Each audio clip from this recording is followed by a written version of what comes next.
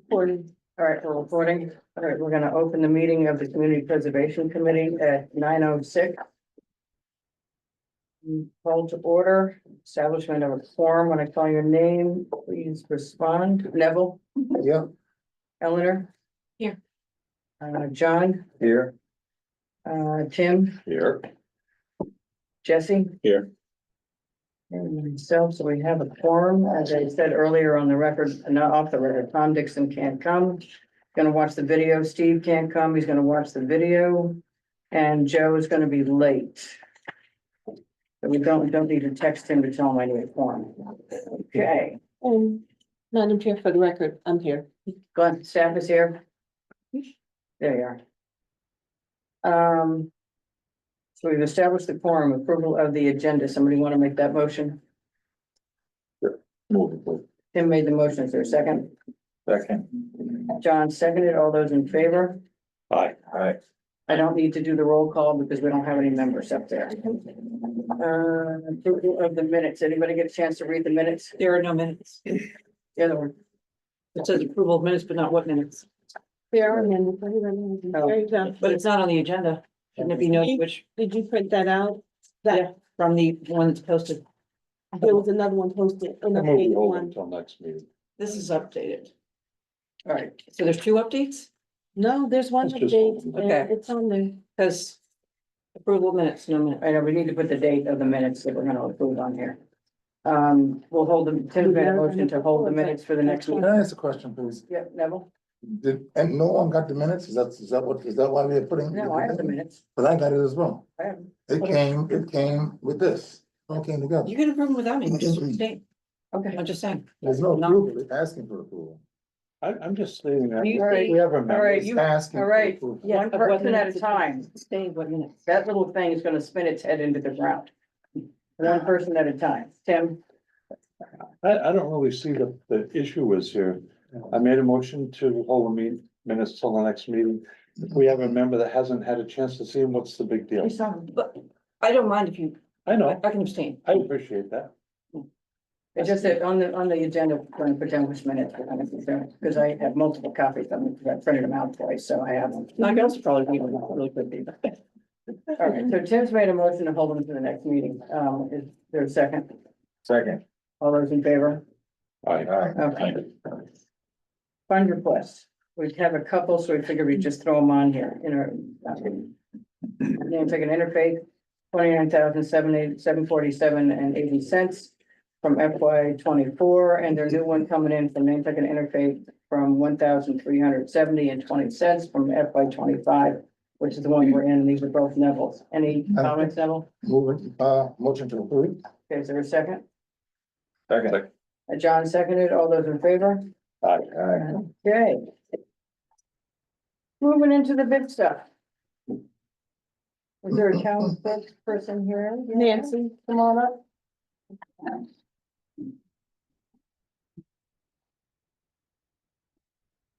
Stand or No, sit over here. One leg. Well, that might be a Thank you. Okay, we have the town clerk's records. Give you a background. We started this project many years ago. It was my project with Catherine Stover.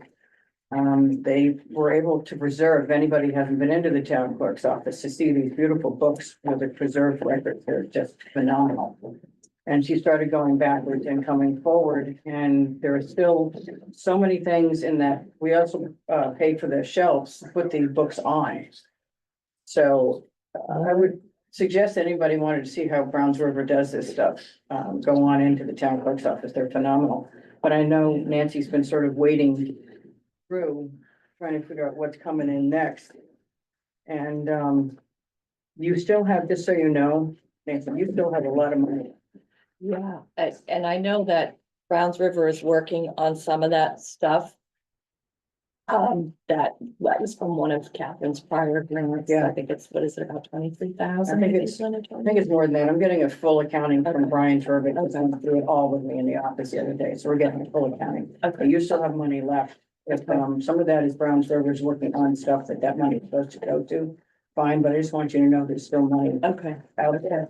So I'll double, I think Lena told me that a couple of years ago. I'll Yeah, double you check have, the you have amount. quite a lot. I'll get you that figure when Okay, figure. thank you. But, That's they, for so they prior can project. continue Yeah. with that particular project. But you're in here for the Civil War veterans documents this time. It's not very much money they're asking for, so go for it. Okay, so I've actually never presented before, so do I speak and explain or, okay? So I think that it's fairly straightforward project for the board to consider, and I think it's described pretty succinctly in my synopsis, but it's very basically a big old leather, it's actually an old Victrola box of Civil War documents, and they're typed, so it's not the actual Civil War documents, but I think they're from the early part of this century. I can't find a date on when they were done on a typewriter, but it's all of the veterans, the locations of their graves, where they served. There's a couple copies of some of the cards in here. I think it's quite amazing, you know, somebody who died, the one I just opened right here, died at Armory Square Hospital in DC. The marble stone was placed by his family, where he served, where he was wounded. I just happened to pull out the card when I didn't look at every single card, obviously, there's hundreds of them. Pulled out the card for Hiram Reed, just randomly, who was one of our African-American servicemen that went on to be a big part of the group that, you know, honored the war before we had an official Veterans of Foreign War. And it, you know, it's just amazing information, and they're in an old dusty leather box that I actually found in the high school vault, because that is where we store our ballots after elections. It's a huge vault at the high school for them, but we have a section. And I'm sure Catherine must have not seen this box, because I know she would have been here with it prior. So the quote is in there to digitize and preserve these documents. And I just think it would be great also for the school kids to have access to it, you know, if they're doing a high school history project or anything. And, you know, unknown information that families, you know, descendants might want to get about their ancestors and where they are and where they served. And I think that's pretty much it. But if anybody has any questions. Now, is Browns River gonna do hard copies of all these records in those books as well as digitized? What they do is they digitize and then they preserve the actual original documents in proper acid-free environment in those leather-bound books that would go into our vault downtown. We have 2 vaults downtown that Linda was just talking about, one that are all that have been retrofitted with the CPC funds, and they're really nice. And if you don't mind, just a little bit of history, because when this was started, I'm working with Yeah. Catherine. What happened was town had all these records, and she's been trying laboriously to get us to get them fixed up. And what happened, the state came down with a thing stating that if we don't do it, the state's gonna take the records, all the records, and they'll keep it up in the State House. Yeah. And we can have copies of it.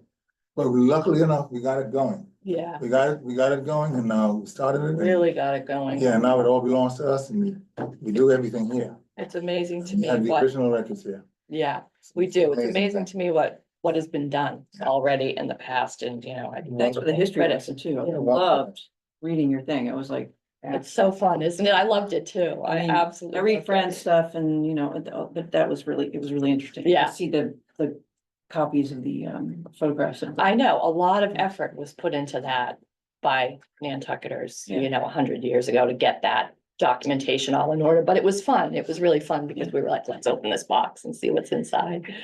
And just so you all know, we have more active, alive, lived-in Civil War buildings before the Civil War on Nantucket than anywhere else in the country. So the Civil War meant a lot here as far as historic preservation, because all these structures are still in existence. Plus the advent of ancestry.com, et cetera, and my heritage and the rest of them, family search. A lot of people are searching for these particular records. I got all my family because they all served in the Union Army from the Library of Congress, if anybody ever wants to do that. I got 82 pages on my great grandfather. But this is becoming more common, and a lot of these records are being lost through fire or disintegration, so the fact that we have so many historic records, in there, it's amazing. But go in and take a look at these books, they're really Yeah. fascinating. Yeah, anytime. I mean, as some of you have probably seen them, but anytime after November 6th, or maybe the 8th. How the next week, Yeah, yeah. Any other questions for anybody? And you didn't ask for very much, because in the past, Catherine asked for a lot more records. This is a very finite group of It's- records. Finite and specific, and that's the quote they gave me, and they're, such a reliable company that we've used for 30 years. Yeah, Browns River has done us. They're working with a lot of different groups at the Yeah. moment. Browns River is terrific. They're down in Connecticut, aren't they? Well, they've been in, Vermont, right? they're in Vermont, and they actually aren't called Browns River anymore, but I still like to call them that because they got bought out by a national company out of Texas. But they still have the lab in Vermont, which is, pretty famous. Phenomenal. You get to drive them there. Yeah. That little box and the. Yeah, well, they go to all our conferences, so I'll probably bring them. It may not be Vermont, it may be Massachusetts or Yeah. Rhode Catherine- Island or, Catherine physically took Yeah. them. They Yeah, and I looked usually- at them, put them in the post. I take even our birth, death and marriage every year. I take them and give them to the representative and we put them in her car. It's just better than. Yeah. And then we send them back. Chain of safely. custody. Yeah, yeah. Yeah. Any other questions? Thank you very much. Okay, well, thank you for your time. Good Thank luck you. today. We're planning on next year. Yeah. Good luck next week. But I'll get you the exact amount of what's left. Thank you. Okay, speeding right along. Lighthouse School.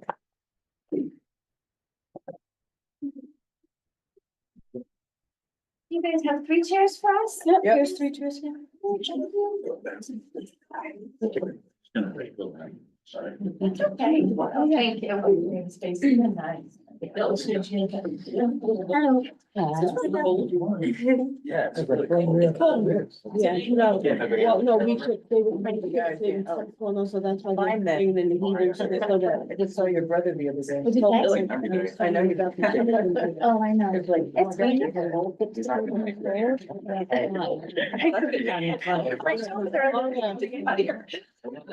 I mean, I'm sitting by the door, that's for a video. Finally cut his hair. But it was holding, I mean, I was here very early. You got and it was gloves on, how you gonna freezing. type that?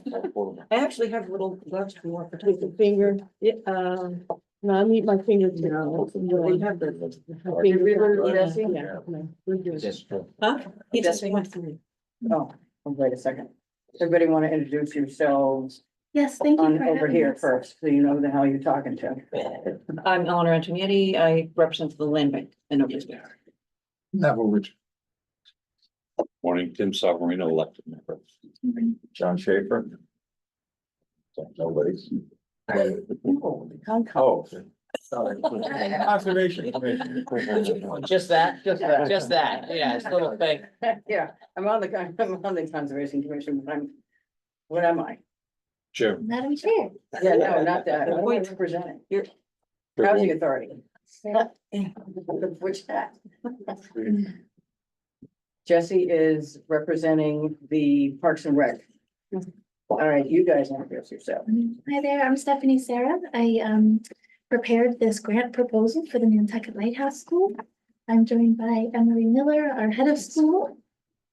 Pat McAvoy, the treasurer of the board of Nantucket Lighthouse School, also Nantucket Lighthouse parents. And Grayson Keller, who is a Nantucket. What's the last name? Can't hear you. Grayson Keller, who is a Nantucket Lighthouse school parent and founder of the Garden Group. My kid is that old? Yeah, What happened? yeah. Okay, we had a discussion in the office about this. That it's a private entity. And stress the fact that the community had to have access to it. And so they crafted their submission to include that component, because otherwise, if it had been a private thing, like the Mariner House interior, we can't access that, the exterior is historic structure. So stay in that lane, because that's the thing that we have to ensure under the act. We don't have a lot of restrictions under the act, but public benefit is a real big part of the act. Go to it, but you gotta speak loud enough so that. Yeah, I can. I will, oh, okay, there we go. I will speak to the applicant here. Thank you for having us. The Nantucket Lighthouse School, we raise critical thinkers. We serve over 150 Nantucket working families, and we utilize every square inch of the property when it comes to compassionate teaching and the social emotional learning of the children. So when it rains, we experience this flooding that puts limitations on the teacher's ability to teach the ways in which our integrated curriculum hopes for them to teach. And for the children to learn the ways that we hope that they can learn through play and exploration and discovery. And so we're here hopefully to help preserve the pedagogy and the integrated curriculum that the Nantucket Lighthouse School stands for, the mission and values. But also to propose a solution where the Community Preservation Committee can collaborate with us to try to fix this. So the solution is two parts and they require each other for like sustainable, long-term in perpetuity fix. The first one is the hardscape construction fix, which will assess this soil compaction that Grayson can talk a little bit more about after I do my spiel. The second part is the community accessible rain garden. And that is a sustainable, holistic approach to include the community in this project because our property, it's at One Rugged Road and it intersects with Fairgrounds. And so right where the bike path kisses our property, that's where we hope to put the rain garden so that anybody stopping at that stop sign that's right there could take a second and take a breath and take a sip of water and learn about the impacts of rain gardens through our educational signage that we would put up, take a seat at some seats that would be welcoming. Someone in our school created this beautiful little drawing just in light of what we represent, but this is not entirely the plan. It was just some creative thought, but be nice, be kind, be loving, could be a message that's there in addition to the educational signage that teaches about rain gardens. But really this solution could fix a number of problems. The flooding is hazardous. If you guys see in page 8 and page 9 of our proposal, there's photographs. The flooding really takes up all of our main campus playfield. This is where the kids have their recesses, where their physical education classes take place, our extended day programs, which are an after-school program available until 5:30, for the community. This is where the kids after school are meant to play. So when it floods, they cannot. And it's also where Camp Lighthouse takes place in the summers. And it's a camp that takes place throughout the entire course of the summer. We're open for one additional week, more than the other camps on the island. So, just these kids need some places to play, especially in that last week of camp too. The limitations that it causes for the students and the faculty and administration and parents to move from the Chase Schoolhouse to the Starbuck Cottage, they cannot because the sidewalk in the middle of campus is inaccessible when it floods. So that's not safe. And the parking lot itself gets super flooded. It takes up 6 parking spaces. One of them is the handicap accessible spot. And so when it floods, 6 spaces are not active, and that causes chaos and clutter for drop-off pickup, and that is dangerous. When it floods and freezes, that is an extra hazard. That is an issue, and it takes a lot of labor to remove the water. So this has been an ongoing problem, and we're looking for some support. The ways in which I think this proposal is in line with the Community Preservation Act is that this is a capital improvement project that's intended to implement this permanent fix, which is the rain garden. The hardscape construction fix is a one-time thing, but then the rain garden is what allows for this to be something that is, active in perpetuity. Additionally, we are looking to restore the property to a condition of fitness, efficiency, and readiness, which I know is in your act as well. And also to preserve the health, safety, and well-being of the 150 families that we serve here on Nantucket. The community relevance, preservation is key here because we're looking to preserve the pedagogy of the school, but also the land. And by sharing the rain garden with the community, this educational signage can teach them about, okay, you can learn about it. You can implement rain gardens on your own property, take care of some flooding in your own world. This is good. This is like helpful for the safety of our harbors. This creates habitats for wildlife. It takes pollutants out of the soil, and also it will alleviate the town's drainage system for flooding and be helpful in that way too. So through our education, we hope to also raise critical thinkers of the community with this little project by introducing them to the art of rain gardens. So we're open for questions. Thank you for having us. I hope that the proposal was clear and easy to read. And this is a really cool opportunity to work with you guys to fix a problem. Where exactly is it? Is it towards the bike path? Is the section where the grassy trees are at the moment? Yes, Okay. It is? not the flooding's not, but The rain garden. the rain garden would be, so where the bike path, oh no, that's not the rain garden. It would At the top. be. Yeah. I have this. So here. It's like a Parking little. court. Great parking court. So the bike path is right, here, right, Fairgrounds Road, and so right on our property What page line. are you on there? This is the last page of the proposal. It's the last two pages of the proposal.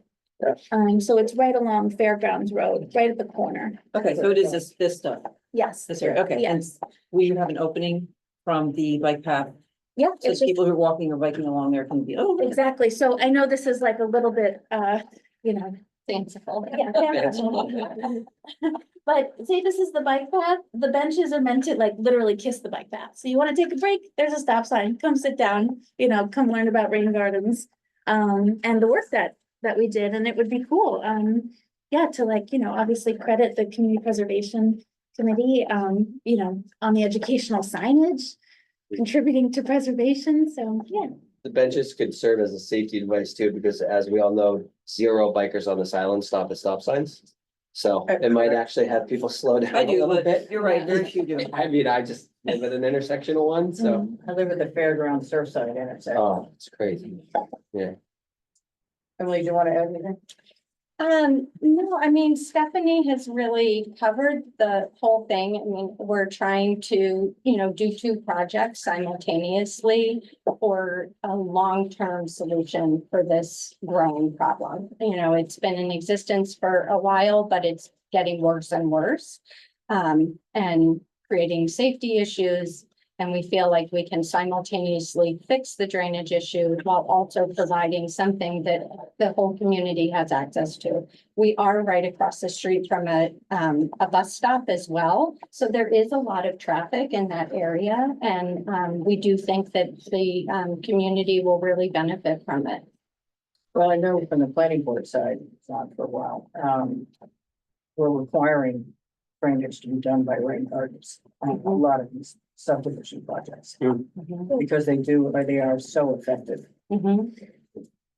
Grayson, you want to add anything? Well, from, I guess, a land-based standpoint too, we'd be using ecologically minded plants, aquatic marginal stuff that is native to the New England at least. I mean, Nantucket is tight, but Go take a look at our rain gardens. Yeah. And talk to Julie Wood. yeah, right. She's helping us with Yeah. that. Well, I purchased Cinda Gaynor's property and I work with her every day, and I mean, she is a wealth of knowledge if you can sift through some of the extras, but she really does, the entire property is a rain garden. It sits on a vein of clay and the water holds there, but that's sort of how I got into it, is that we had to alleviate drainage on the property so we could function. And now everything's drained out nicely, all the marginals are alleviated with the water's alleviated with these native plantings, and it works, you know, it purifies our aquifer and regenerates it, and and teaching that to kids at a young age, it becomes sort of the norm, rather than just sort of learning it at, you know, my age. You have to sell me on rain gardens. Yeah. Yeah. I had a question, what was it? You got, you sidetracked me with my question. Yeah. Oh, Linda, for that, add something? Yep. What exactly is that? Okay. it's a misdial. Well, and it fits, you know, like a glove with horticulture is a huge part of the curriculum at the school. And if you've ever been out there to see, we have a year-round horticulture program where the kids go and learn in the garden. So this would fit like a garden glove with, you know, part of the ethos of the school.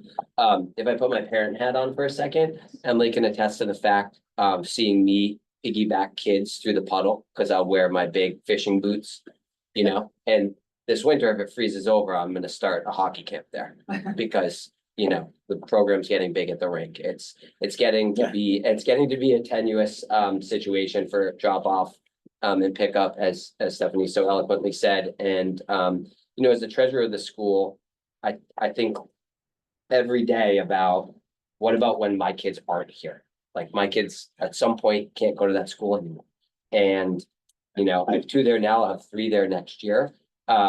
Especially in the small school, it fits a, you know, a part of this island that, you know, everybody knows is a problem, which is that before your kid can go to kindergarten, we don't have universal pre-K. And so there's very little childcare on this island. In our small school, which is 4 schools, 4 classrooms, serves probably 40+ families. And it, you know, we want to grow that, and we want to be there for those families that can drop their kids off at 8:30. It goes till 5:30. Those kids don't become eligible for the Boys and Girls Club until their 1st grade. So we really are filling with the largest, you know, school for that age group. And, you know, we want to be there for these families. We want to continue to grow that. And, you know, as the treasurer, as I think about that for where we are now and into the future, like we have to reinvest in this property. And that's why, you know, having support from you all would be imperative to making sure that we can do. So thank you. Did you remember your question before? I'll let someone else know. I did. Never heard. Just a question, did you guys consult with Charles Johnson? I Or did called him, yeah. Jeff? I did call him, and I basically asked if I could pump into the drain that's right there in the Right. road. And he's like, don't tell me about it. We don't have any room or availability to do that. So it can't be a fix. I was asking basically to put in a dry well on the property and just run a straight pipe to but he was like, we just can't do it. We can't handle the 1-year storm, let alone the 10-year. Neville? Yeah, my question was, because I was concerned about that, because I was over at the school when it was flooded. I had some ideas I gave the kids about that, a big puddle, about the doing this, and I'm learning right now, this minute, about rain garden. So the rain garden, I am correct in understanding you, will be the drainage for this pond. It will, Correct. well, there will be hardscape infrastructure, you know, there'll be infiltrators on property that collect the water and slowly leach them out underground. But the overflow, the everyday rain, the stuff like that, the rain gardens will act to replenish our aquifer and clean them off. And we're using, like I said, plants that are aquatic marginal. And then, Because the only reason why I'm asking is because I know I had a house on Millbrook Road, Yeah, and that it's all clay. was like yes, that. yeah, You know, and even though even if you put a drain on it, it still came up. So right. Kind of leads. what you are saying with the rain garden and the drainage that you have, that should take care of that problem. Because that's a large area. So And if just no one has seen that to be, pond. right, yeah. and to be clear with it, in this scenario, Yeah, I don't think there's clay. I Yeah. think it's There's no clay. compaction. okay. That, That would make sense. Jesse? that was gonna, leads to my question. Have you done a perk test? I have put in several miniature infiltrators myself just to try and fix problems in the worst areas, and they last for 2 days. And but in the meantime, I've dunked down, say, 5-6 feet and by 10 feet all directions, and it's sand. No And so clay. it should drain. Yeah. But it had been a driveway for so long, and especially in the area that is now the playing field, Yeah. 2, 3 years ago, it was the parking lot. So even though I dug down probably 4 feet in the area, backfilled with fill, so it's like sandy fill, and then in the worst areas, knowing that it already collected water there and it was a driveway, I dug down further, added in the 1.5 inch gravel, then 3/4 gravel, landscape fabric, topsoil sod. And it still puddles. And that's probably 4 feet by 50 feet of just straight drainage. And still, and because it just hits that compaction and just sits there. It does drain probably 48 hours slowly, but So, if we're able to collect it and send it into an infiltrator as proposed, that alleviates the worst of it, and the rain gardens can handle the daily stuff. Is the thought process. I built a house, 4 houses to the north from there. With a full basement, there was no clay. Yeah, And I dug down, I was in the hole. I Yeah, dug down yeah, 12 feet and there was no clay, it was all sand. yeah. It should do. Yeah. Jacob's house is all sand as well. Yeah, he's towards the other. direction Yeah, right, from the yeah. house I built, so. Did you remember your question? Well, I already asked, but I had another one, but did someone down there, Tim had one. Just Yeah, a Jim or question. John? Have you John. developed a plant list? I haven't developed a specific plant list, but I would work with Concom and Land Bank to do so. I mean, it's my passion to do that, so. and Emily Molden. Yeah, Yeah, because basically you're creating a web. right.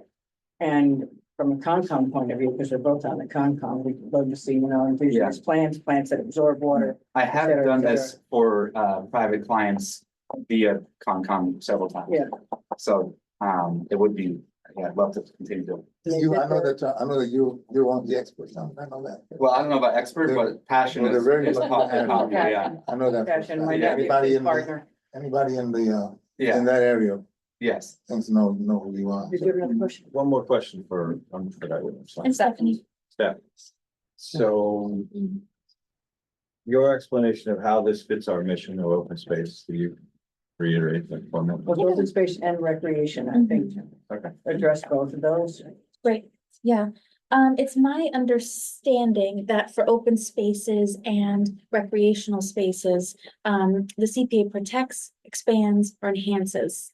Like that's what you're looking for, is you're looking for the proposal to protect, expand, or enhance, right? So I feel, as though the proposal sort of outlined the ways, that this is protecting, our pedagogy, but also the students that join us from outside, right? Not that are with us year round, but also participate in extended day program, extracurriculars, and Camp Lighthouse. So it's preserving the experience. We're not necessarily expanding, aside from adding a rain garden, which contributes to our horticulture and contributes to the knowledge of the year-round community. So bikers, passerbys, just learning that this is a thing that could begin to be implemented in various places, and people can do it themselves on their own property as well. I guess we are expanding their capacity to learn. And enhancing. I think we're enhancing the community by putting this out into the world.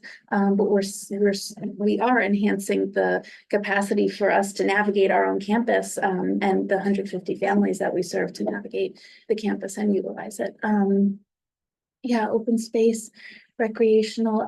This drawing does a thing where this is the bike path and the seats are there. The stop sign is right over here. So the rain garden is also, you can view it from the road. So people might be curious, as they stop or drive by, but this fence is here just to sort of, keep that barrier between the school, just for safety purposes, for the parking lot. This is a van that's parked there. We're planning to park our 2 Lighthouse school vans right here, but this footpath as well, we have a path that comes in from our school that will allow for the kids to access it safely along the fence from the inside of the garden, while also people can enter through this way or just from the bike path itself.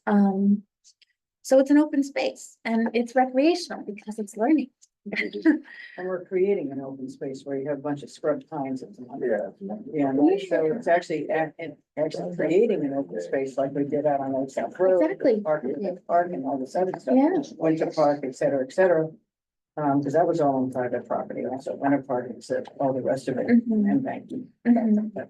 I have a question for I you. was curious, but to go back to the fence, that I Yeah. wanted to make sure that there was a security buffer Mhm. between this Mhm. and the public and the Right, bike path because and the it's- school. Yeah. Yeah. Okay, Yeah, Yeah. and my question to you guys, though, it's our understanding that on the other side of the bike path, right before the road, that's town property, Well, the right? town, it's not a 40-foot layout, I think it's a 60-foot layout, which is why it's so wide. Uh-huh. And why you have the bike path and then there's another green space and another green space.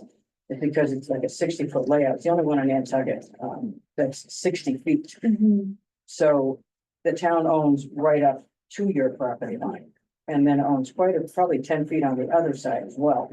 So yeah, they own all of that stuff. And they're beginning, as you can see down the road, they're beginning to cut down the barrier between the bike path Mhm. and the road. And leaving that section open. Mhm. They just cut down a whole bunch of trees down the road there. Mhm. So I think that's a continuing effort on their part. Got it. So it's gonna be, it's gonna be visible, Mhm. it's gonna be exposed, Mhm. and that's pretty much the public aspect of this. Yeah. Are you a 501c3? Yes. Yeah. good.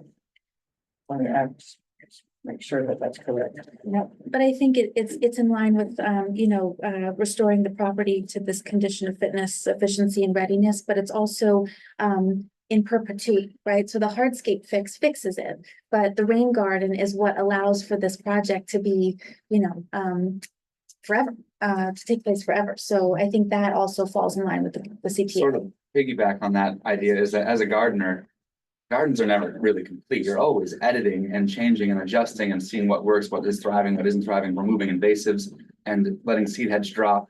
And I think that is part of the sort of magic of a garden. And for these children to start at small school and go through potentially the 5th grade, 6th grade and see these gardens change sort of instills that magic in them to maybe make gardens elsewhere, which is going to be better for everything, in my opinion. Well, using native vegetation.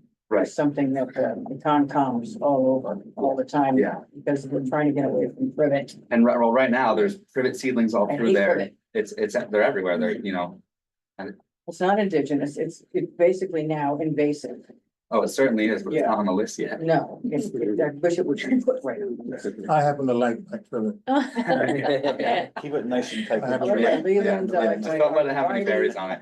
Yeah, don't let it fruit. privet, Do whatever it wants to do. because native vegetation, people are becoming more educated, as Jesse and John know, are more educated on what is native vegetation. Yeah.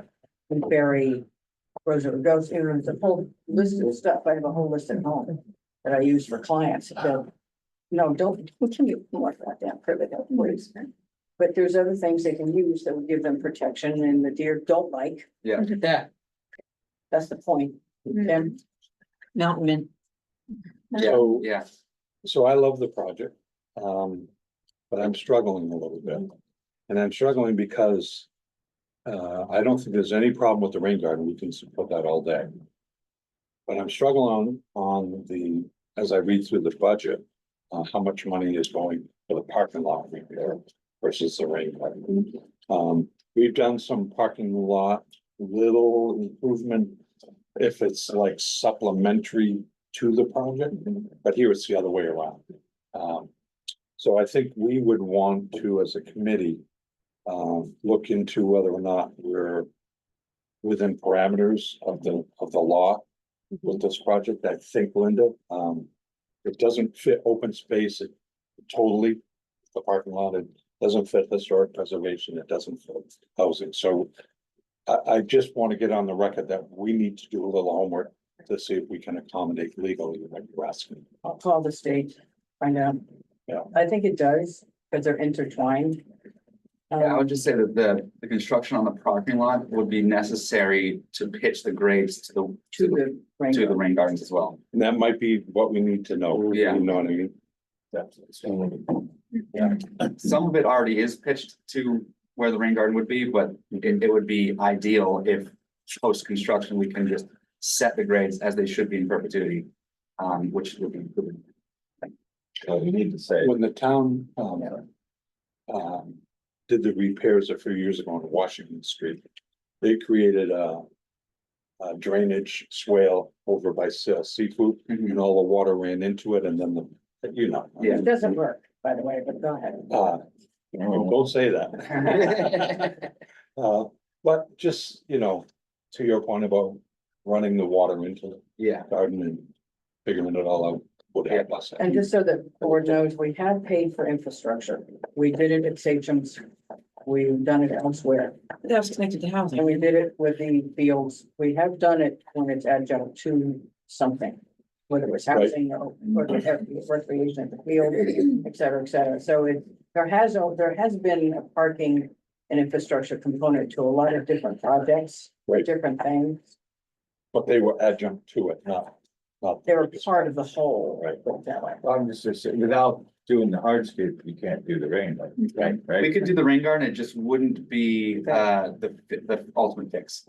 It's sort of, it would alleviate, but I think that with the amount of water we're dealing with, because I think the parking lot is also the low spot of the whole neighborhood. Yeah. So the road water, the field water, the neighbor's water ends up in that low spot, which happens to be the ADA parking spot.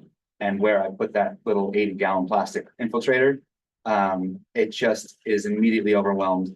And so I spend my mornings pumping out every morning, especially if it's gonna freeze, and the little pumps takes hours. So at drop off, there's still inches of water. And it's a safety hazard. I know that it might not fit the correct box completely, but if we can figure out a way to make it work, it would drastically improve the lives of many Nantucket families. I think we can rely a lot on the word education on open space. Neville? Yeah, I want to ask a question. Okay, access to the rain garden comes from the, but you also talked about a path that comes around that fence that the students can access. The rain garden being accessible by the public as well as the school. If the school on a closed day, can the public come and park in that parking lot to access the rain garden? That would be the only question. Yeah, not during drop off or pickup, Yeah. because it's On the very weekend- busy. on the Yeah, weekend, oh, on the summer. yeah, I mean, yes, I Yeah, mean, access the to parking the- lot is Yeah. empty most of the time. And just a question. Yes, Thank you very much. and the school, Well, I mean, to be fair, Saturday mornings, like we open the school up for free to the local Yeah. community so their families can come and see what the school is all about and see, you have a 2-year-old and you've never put your kid in school. We have this thing called Little Lighthouse. So like, there's so many things here available to the community at this little school. And I know I keep going back to it, but I think that's part of like, that fits into this whole thing here. because it's not just, I'm sorry. The idea of a small independent school, it conjures just this very small group of children who are being served. But we also host a free educational speaker series that is free and open to the entire community. We bring 3 or 4 renowned speakers to the island. We also host a garden festival every summer, which we'd be able to showcase this. We give tours on our campus of the horticulture program. We'd include the rain garden. Our after-school program is one of 2 that exists for young children under 1st grade. It is open to the entire community. So we're providing a lot of programs that are free and affordable to this whole community, not just the small group. It's 96 children attending Nantucket Lighthouse School And growing. and growing, but we also, we run 9 weeks of camp every summer with 80 to 90 children on campus every day in the summer. So it's a lot more than, a small independent school serving 96 kids. There are all of these free programs that we're providing to the whole community as well. Well, plus other people use the parking lot. It was our help run that Columbus Day race. And we were all over the campus at that point, in the school, out of the Right. school, all over the place. And there were other groups that also used the parking lot, so. I was just gonna say the key word here is servicing. So, Servicing. yeah, and I think that for a request to the state or however we have to, say it to argue your point, is you're not just servicing your students, you are servicing the community. Therefore, the parking lot is used for the community, not just the school. And if we have something maybe in writing or whatever that says, the school is open to the public when on certain hours and days, Right. that would go a long way with making the parking lot part of the funding. Because if you're not on a bike, then you're walking down a bike path, you're gonna go park there. Right. On a weekend, and you're gonna walk on the path. Right. To make sure the path is handicap accessible. The public's coming onto the property that have a handicap accessible. I believe the path is already It existing. is, Okay. it is. But the Just make handicap, sure going through the rain garden, that there's an accessible path. You went through this down on Easton Street. Yeah, I think it would be on, at least on half of it, on the bike side half, and then there's also the ADA compliant path on the inside of the Okay. school.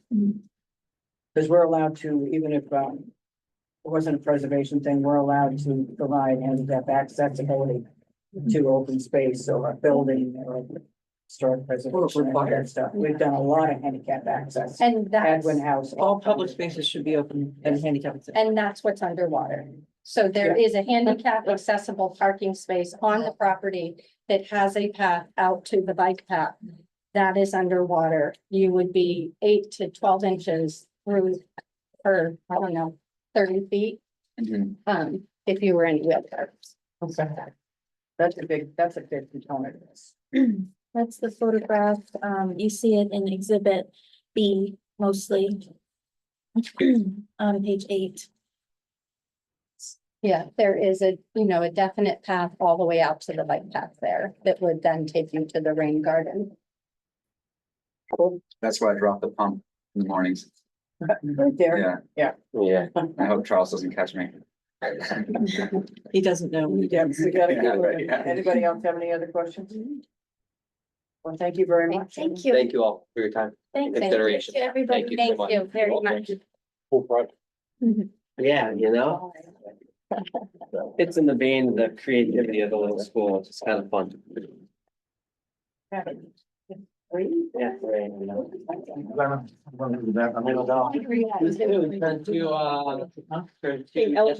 be there. I don't know if she's getting back in the. Limit 2.6. Which I will. I will. Thank you, guys. Thank you all so much. Do preservation restrictions on some of the sign preservation. Thank you very much. Thank Thank you. you. Thanks. I have to ask how we do that. Because I don't know what we got on the Mariah Mitchell parked on Old South Road or any of the other.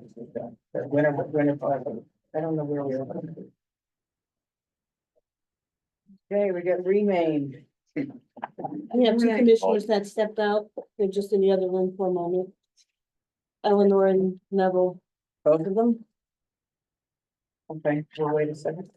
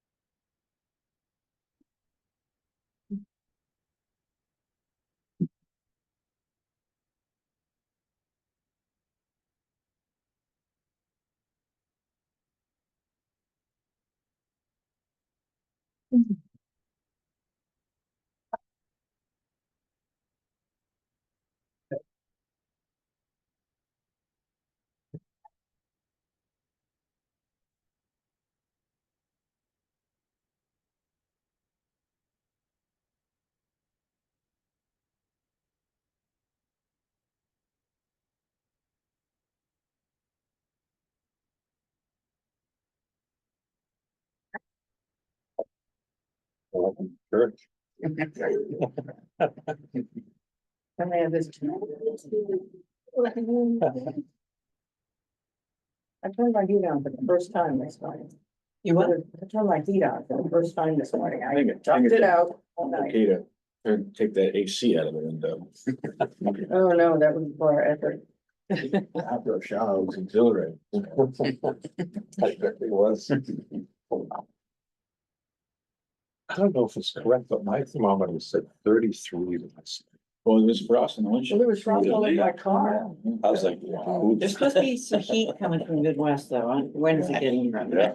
There's heat, more heat coming? Well, warm air front. Yeah, it's supposed to be warm. We'll see. 60s, that's tomorrow. Wait 5 minutes, No. it'll change. Right? Today's Tuesday. Yeah. I'm ahead of myself. I thought it was.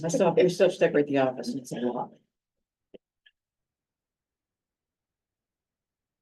Okey dokey. Y'all want to introduce yourselves for the assembled? I see some new faces. I see some new faces from last year. All right, introduce yourselves, guys. Jesse Dutro, Park and Rec, sorry. Nice to meet you. Neville Richard. Eleanor Antonetti. John Schaefer, Conservation Committee. Tim Sovereign elected. Linda Williams from Affordable Housing Authority. I just got affordable housing in my brain because they're coming next. And you want to introduce? Nice to meet you all. My name is Ann Doherty and I work at Remain. And my name is Glenn Bornasian. I'm an architectural conservator. I worked with Remain at looking at 58 Main Street. Where'd they get you? Boston? No, found me on the street somewhere.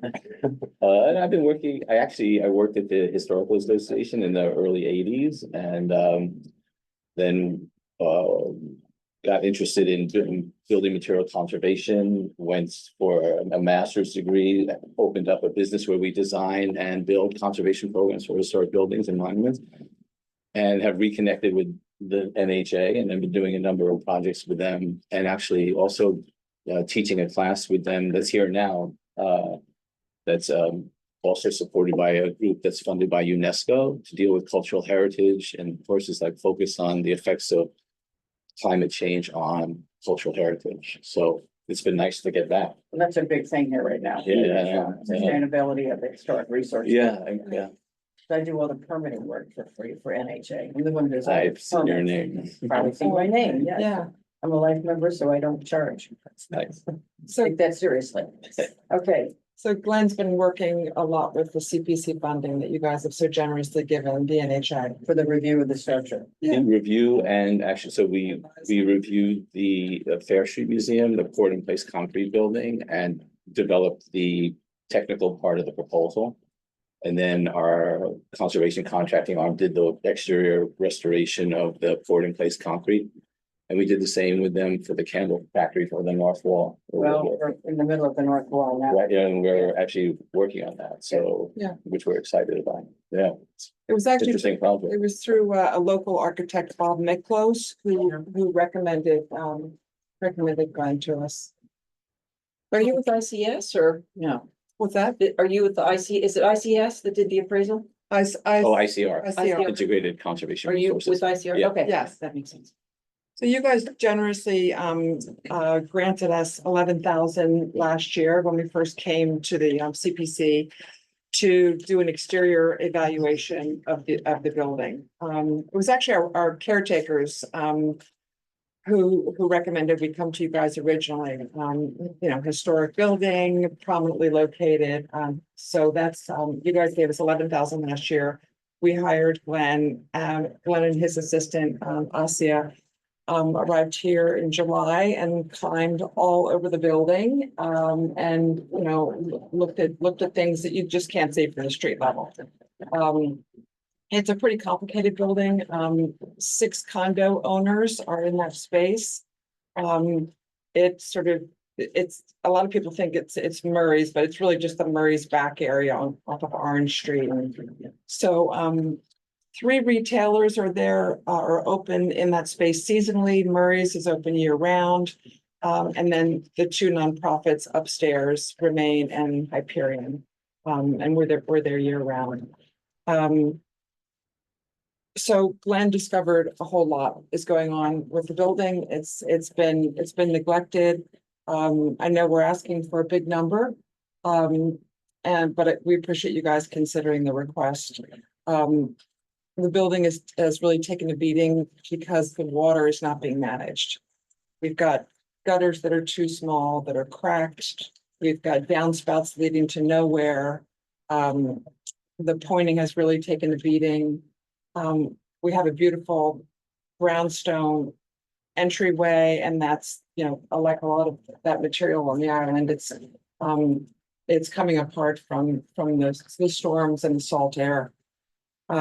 So this is, as I say, a big number, but it's pretty comprehensive. I think Glenn's of the opinion that if you don't manage the water properly, you're just kind of fighting a battle. But one of the things that Glenn's going to talk about that's interesting is that we've partnered with the sewer department, and they would like us to be a pilot program, as it were. To, because it's a large building, it takes a lot of water hits it and has to be managed off of it. The sewer department is recommending that we, and that's included in this ask, install like a holding tank. So that when you have those nor'easters like we had a couple of weeks ago, where it's just sheeting down with rain, to capture all the water that's hitting the building, direct it into this tank. And then Gradually release it. and then gradually release it. So, but as I say, it's a very comprehensive budget that Glenn has put together to try to correct things that have just been patched together over the years with the building. So, do you want to talk a little bit about what you discovered? Sure, When was this building constructed? 1835 to So it's a 45. Yeah, survived yeah, the that's fire. Yeah, The fire. and which is also like a really, It's a great history lesson. I know, went I all the know, way up isn't to it? 5 Orange Street. The fire went up Orange Street to 5, so it made a left. which is the Yeah, Gambrel. right. So it went around it up to that building, Huh. which had, the reason the fire stopped is that that building had wood, the Gambrel was wood, but the north and south walls were brick. So then they bricked the whole building over, and if you take the brick off the outside of that gambrel, you will see the burnt Oh, Yeah, gable underneath underneath it. Fascinating, yeah. but I wasn't sure if it went around it or it hit it at some point. There was a lot of fire around it. interesting. And if you look, I don't know what page it is, like on one of the first few pages. Yeah. There's an image of the building when it was just after it was built as a Page 8. residence. Yeah. And, it had the hip roof and a walk, the widow's walk at the top, which was all lost in there were 2 fires, not 1846, but 2 later fires. The second fire, I think in the 1920s, affected the hip roof, and so all of that was taken off and made it into a flat roof.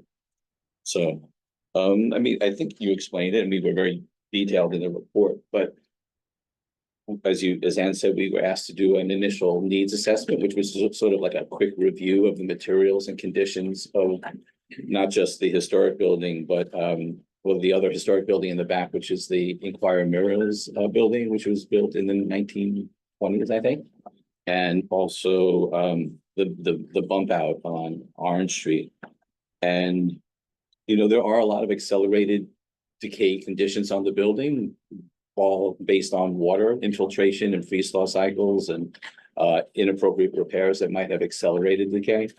But there's a lot of roof surface area there, and the roofs are not in the best conditions, but the water collection and management system is just non-existent. I mean, there's gutters that lead to spouts where the leaders are not connected, and it's just on and on. And there's one little opening in the middle of the site where you actually get to almost grade. There's like a poured in place cement slab with a drain in the middle of it. And we were thinking, well, where that could be for us a real important place where we could focus the water management. You So- can see that little sort of opening in the middle of the building on the top of page 10. So we Doesn't worked help with, that you have a flat roof. excuse me, Doesn't help. no, they're all flat, well, Yeah. except for the bump out. And so we worked with buzzsaw and we snaked that drain, and it basically goes into a sewer line. So this for us, and all of that, the majority of the damages being caused on the historic materials are from this water mismanagement or inappropriate system that's just not functioning well. I mean, the rain is one thing, but it's not. The vast majority is from this water collection and management. So we started working with so we came to you, we told you what we saw, we told them what we thought the priorities were. And then we agreed that we would work very hard over like basically August to bring up a group of people together so that we could put this submission together for this your review. And so we worked with a stormwater management person and a few other consultants, a structural engineer, because there's some damaged chimneys up there as well. But we heard and we met with Charles Johnson, from the sewer company, who's now in charge of stormwater management. And we had a wonderful conversation about like what exists or what doesn't exist on Main Street in terms of water collection and management. So now it's not just the building, it's, you know, Upper Main Street coming down, it's Fair Street coming down, Orange Street coming down, and then so many of the buildings are just dumping their water onto Main Street. So we started just brainstorming about how can someone deal with this? And because so much water does come from all these flat roofs, we talked about different ideas and percolation but the detention or retention tank is something that other communities are doing, and Charles is working with some engineers, and that's what they're talking about. So the idea being that, you know, as Ann was saying, all this water would be collected, put into this tank, and then released when the town could handle it. And then we were talking to Charles about that they're planning on putting in some storm water lines that other people will connect to. And this is something that they would like to see other people doing as well, because Main Street just can't handle it, even with the new system that they're putting in. So it's a sort of a restoration, but the higher priority is stopping the cause of the damage and then managing the water properly. So we went over it very carefully. You can see in the cost breakdown, we defined the different tasks, the methods and materials, and we put costs associated to each one. Some of them are estimates because we haven't really fully designed the system yet, but we work with people who actually do this kind of work, so the numbers are a little bit probably on the higher side. And believe it or not, it's really the water management that is the high ticket item on this ask. A lot of the decorative repair work, like the beautiful cornice around the top there, and the entryway, some repointing, that doesn't add up to that much. It's very much managing the water. Right. And then, as you said, one of the really fascinating things we learned was that after the 1846 fire, the pressure on buildings that existed on Main Street to have commercial space was really high. So they converted the residents into 2 commercial spaces. So they dropped the 2 floors on either side of the stairway and created 2 storefronts, which there's some historic photographs that show those alterations. Pretty interesting. Isn't that amazing? Yeah. That's a big feat. Yeah. I think that's it enough. And I just wanted to mention that we're not sort of, as condo owners, we're not just sort of sitting around hoping that the CPC can help us with this and be generous. We are taking steps. Last year, we hired Jim Lyden, and he replaced the slate roof on the jewelry store, the little bump out on Orange Street. That really needed to be done. So we tackled that and paid for that as condo owners. It's got a new chimney and a lot of new trim work that came to about $50,000. The interim work that Glenn alluded to, after he first did his initial assessment, there was a lot more testing and work he needed to do that wasn't covered by last year's grant. So that was $20,000 that the condo organization is going to cough up. And then there are 2 chimneys, which you can see on the top, you can see on page 10, that are precariously perched over Orange Street, and they're in terrible, terrible condition. So we're going to take care of that. And we're probably going to take care of that in the next month or so if we get a permit to put up some scaffolding on Orange Street and close the sidewalk for a bit. But those are in really bad shape. We just have them wrapped with netting now, but Need to go to the HCC for like kind replacement. Okay. yeah. Picture of the chimneys on page 16. So, yeah, questions? Yeah, so in your words, this is a big ask. How do we know this is actually gonna work? You said you hadn't fully designed the system yet, so. Right. Well, you mean work in terms of the water collection and Right. holding? Yeah. And it's done in other cities. Other similar projects that you're patterning this off of? Yeah, definitely. And but now that we've designed, and that's not our area of specialty, but actually one of the groups that we were working with does design these and actually installs them. So, but part of this is the design, right? It's like how much water is actually coming. We did a gross estimate of how much water was being generated by the roof and how big the tank would have to be. And how powerful the pump would have to be to service to get it into the system.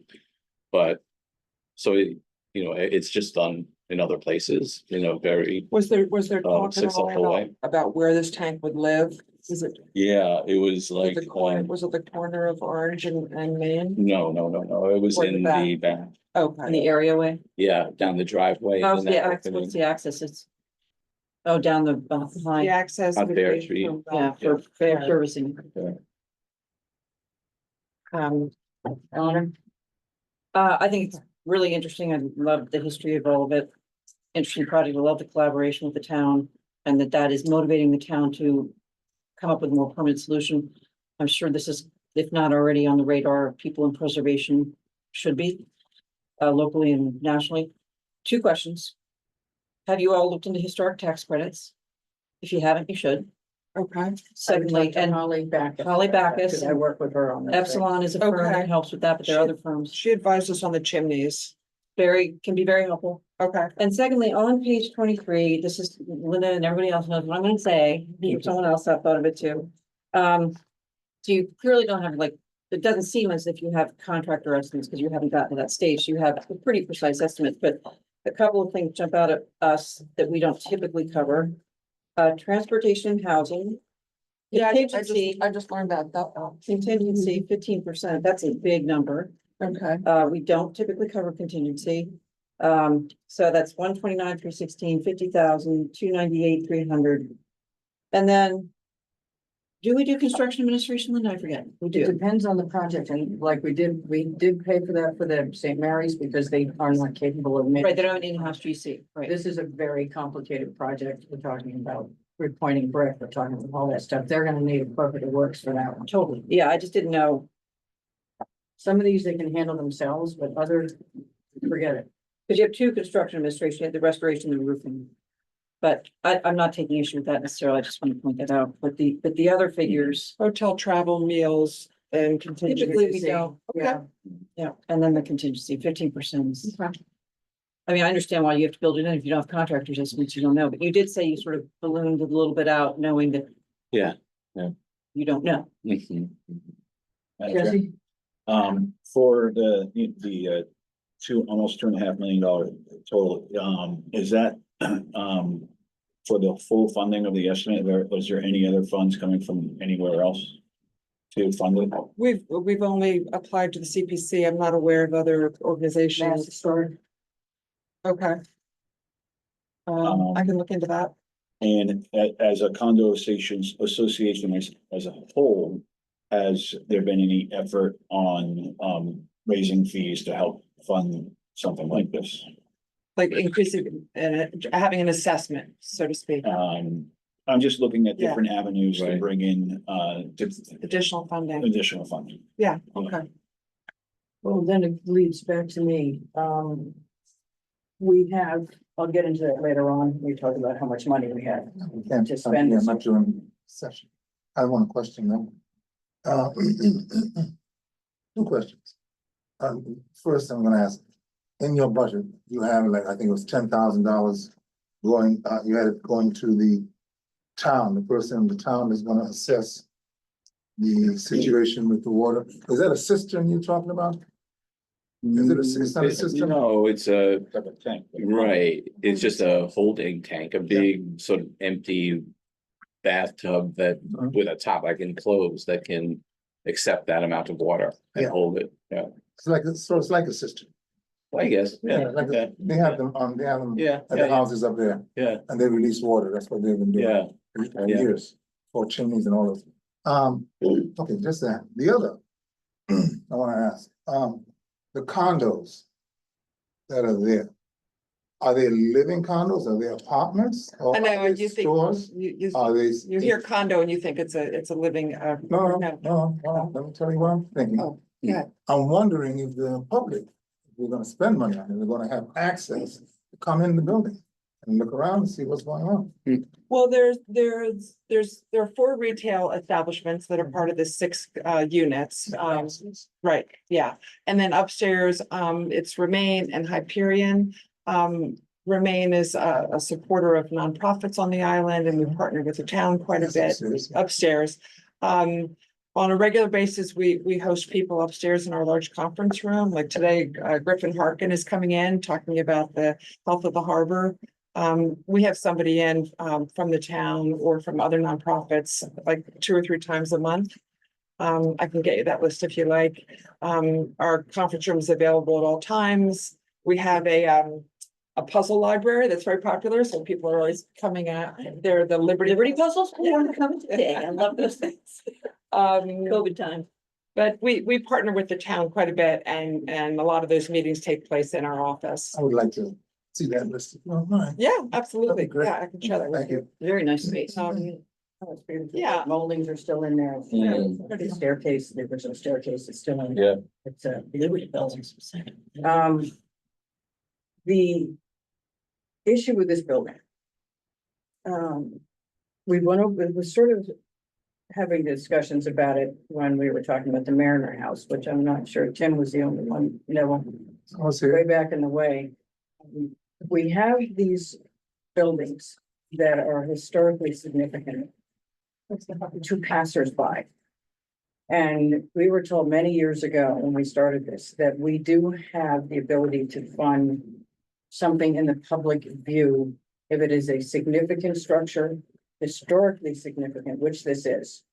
It's not just contributing, it's an historic resource. And we do have the ability to pay for something that is so visible on Main Street, did not burn down, that we do have the ability to preserve that appearance for public accessibility by just simply walking by. the It's building. exterior restoration too. Exterior restoration. So we do have, even though it's a privately held building, we do have the ability to do that. On St. Mary's is different because the public was in and out of there all the time. So we do have that. We do have a letter of support from NPT, which basically lays the premise out. Because it's an historically contributing structure. It's on the National Historic Landmark Local Historic District, part of the Folger Block, which survived the fire along the bank and Methodist Church. So she goes into some of the reasons why we can use to actually support this, even though the public isn't in and out of the building all the time. They are for retail purposes for sure, but that's how we can get around that. Now, my question always is, we have about $4 million to spend, guys. That's what we came up with when I met with Brian for an hour last week. And we have a lot of requests between housing, the housing trust and everybody else. We can't fund everybody for it. So what you may or may not be able to do as you're sitting there is get us a list of priorities. If we can only fund part of it or a fraction of it, what do we need to fund right this second to actually make the building stable? Because obviously the repointing of that brick is going to be a huge issue. Yeah. Because we've repointed brick on the Whalen Museum Candle Factory, we've repointed the 3 sides of the Legion, because that didn't burn either. But it needed repointing, and we did 3 sides because the other one unfortunately was stuccoed. Right. So we've done the repointing of brick, isolated as that one project, part of a bigger project.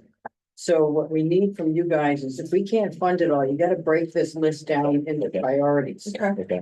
1 year, first year, second year, third year, because as we've done with all the churches, we have phased we're still working with the Unitarian Church. It's been 22 years. Oh, wow.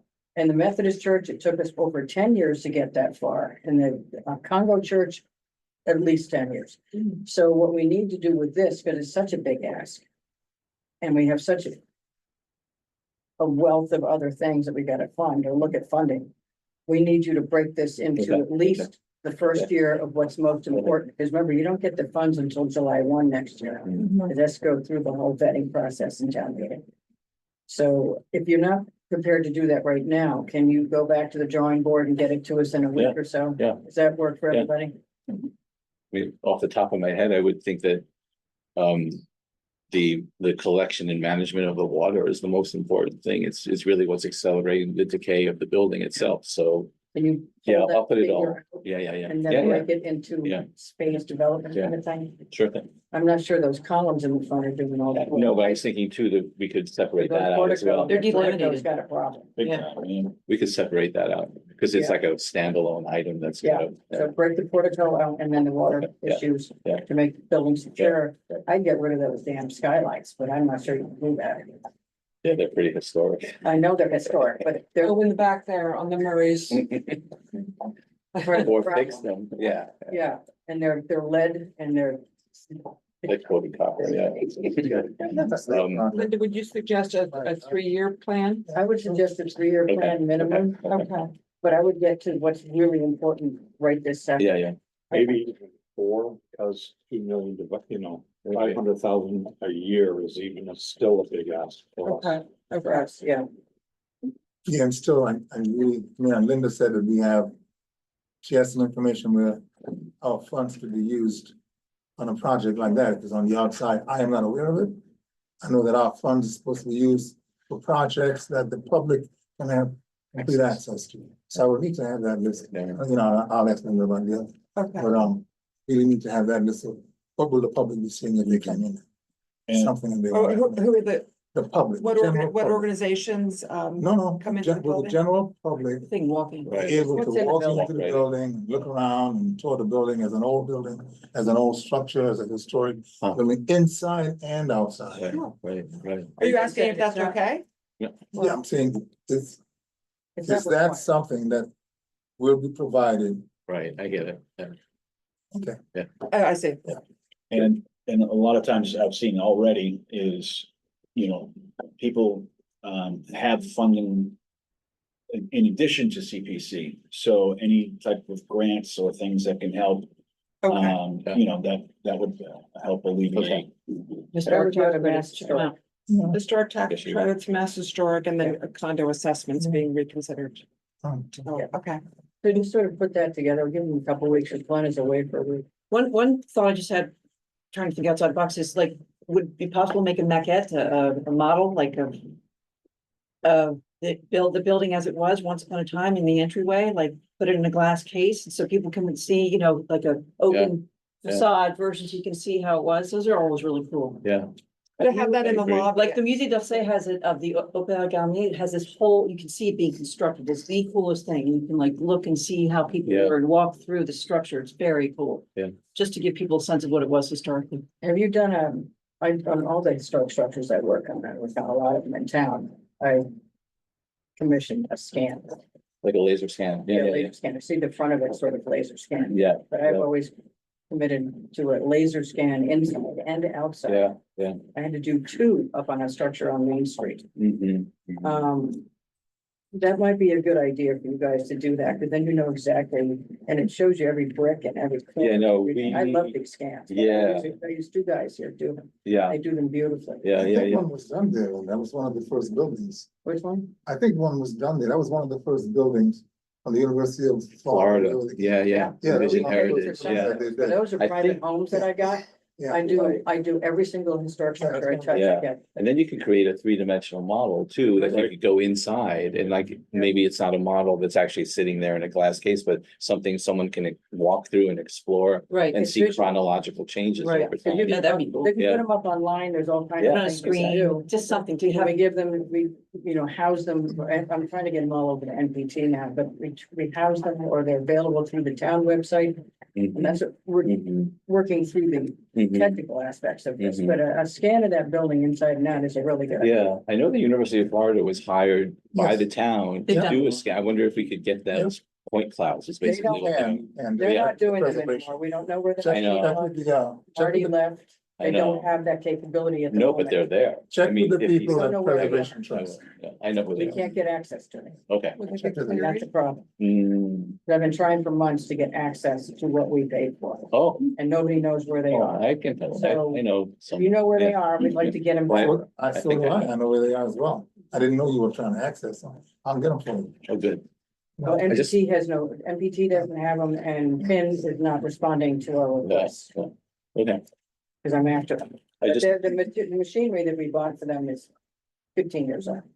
And I worked with my guys here, the two guys that work that do mine, they have the latest stuff mhm, in it, phenomenal stuff. yeah, you can So almost that, do it with that your would be an phone. idea for you to Yeah, no, to definitely, think about definitely, there, and they're not all that expensive compared to what you generate right. from that. And we're trying to do it for a lot of historic structures. I'm working with Holly Mhm, Backus mhm, to try to get more of them Mhm. done. Yeah, So we have them before they Is get it all like a messed up by camera that somebody. you almost kind of, It's a point camera. It takes quite a while, and it sits over there in the corner and it does this, and then you move. Like a it, survey and it thing. Does that. yeah, it looks like a survey, It's really cool, and you can move it around and manipulate it. It gives you all the material. and we use them a lot. Yeah, I love yeah, structural I know, survey, I love know.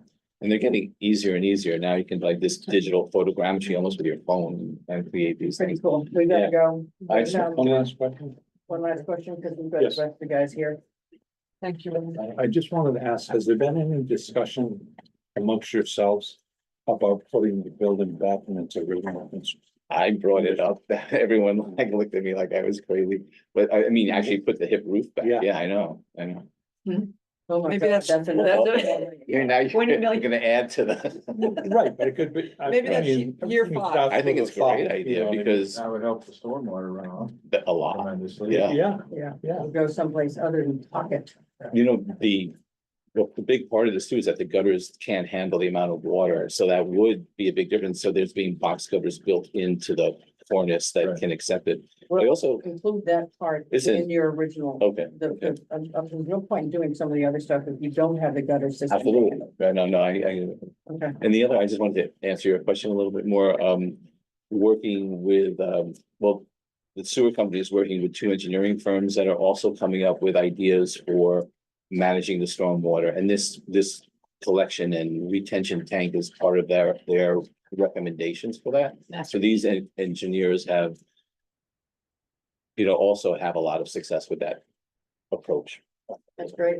Yeah. Glenn, you're away when tomorrow for? Starting tomorrow, yes. So I would suggest you have the information back to us by what? The 13th, 12th, So, and whatever that is. The end of next week. Mhm. Yeah, she's away next week. So. yeah, the but if following they email it to So, me. okay, yeah. And email it in, she'll email it out to us, but break it down as much as you can about what you've got to have right this second to get that building protected. So it doesn't continue to disintegrate. And we'll take out the travel and the meals and the contingency. Yeah, It would help.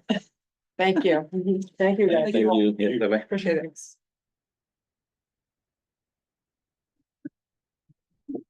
Lana, I just want the record to reflect also that I'm by marriage related to the Martins. So, What? One of the tenants. I had hard enough time keeping up with the whole gates of that. What? and my daughter is married to John Murray's, my son is married to John.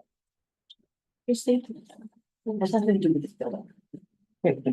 No, it's just Murray's owns their building. better to have it on the record. It's in, they own their building. You're not financing anybody. No. Every penny, everybody, we got enough chairs. I'm just observing. Thank you. What do you do, December? Yeah, Christmas Day. Oh, wow. We're not doing Christmas Day, are we? No. Heck of a gift. Yeah. While we're waiting for Jesse, I met with Brian last week for an hour or so and we had such a great time. And there are some interesting things involved with their requests, which may not impact us disastrously. There are ways to handle stuff. So I was very intrigued by it. Because remember, lots of us were going, oh my God, no.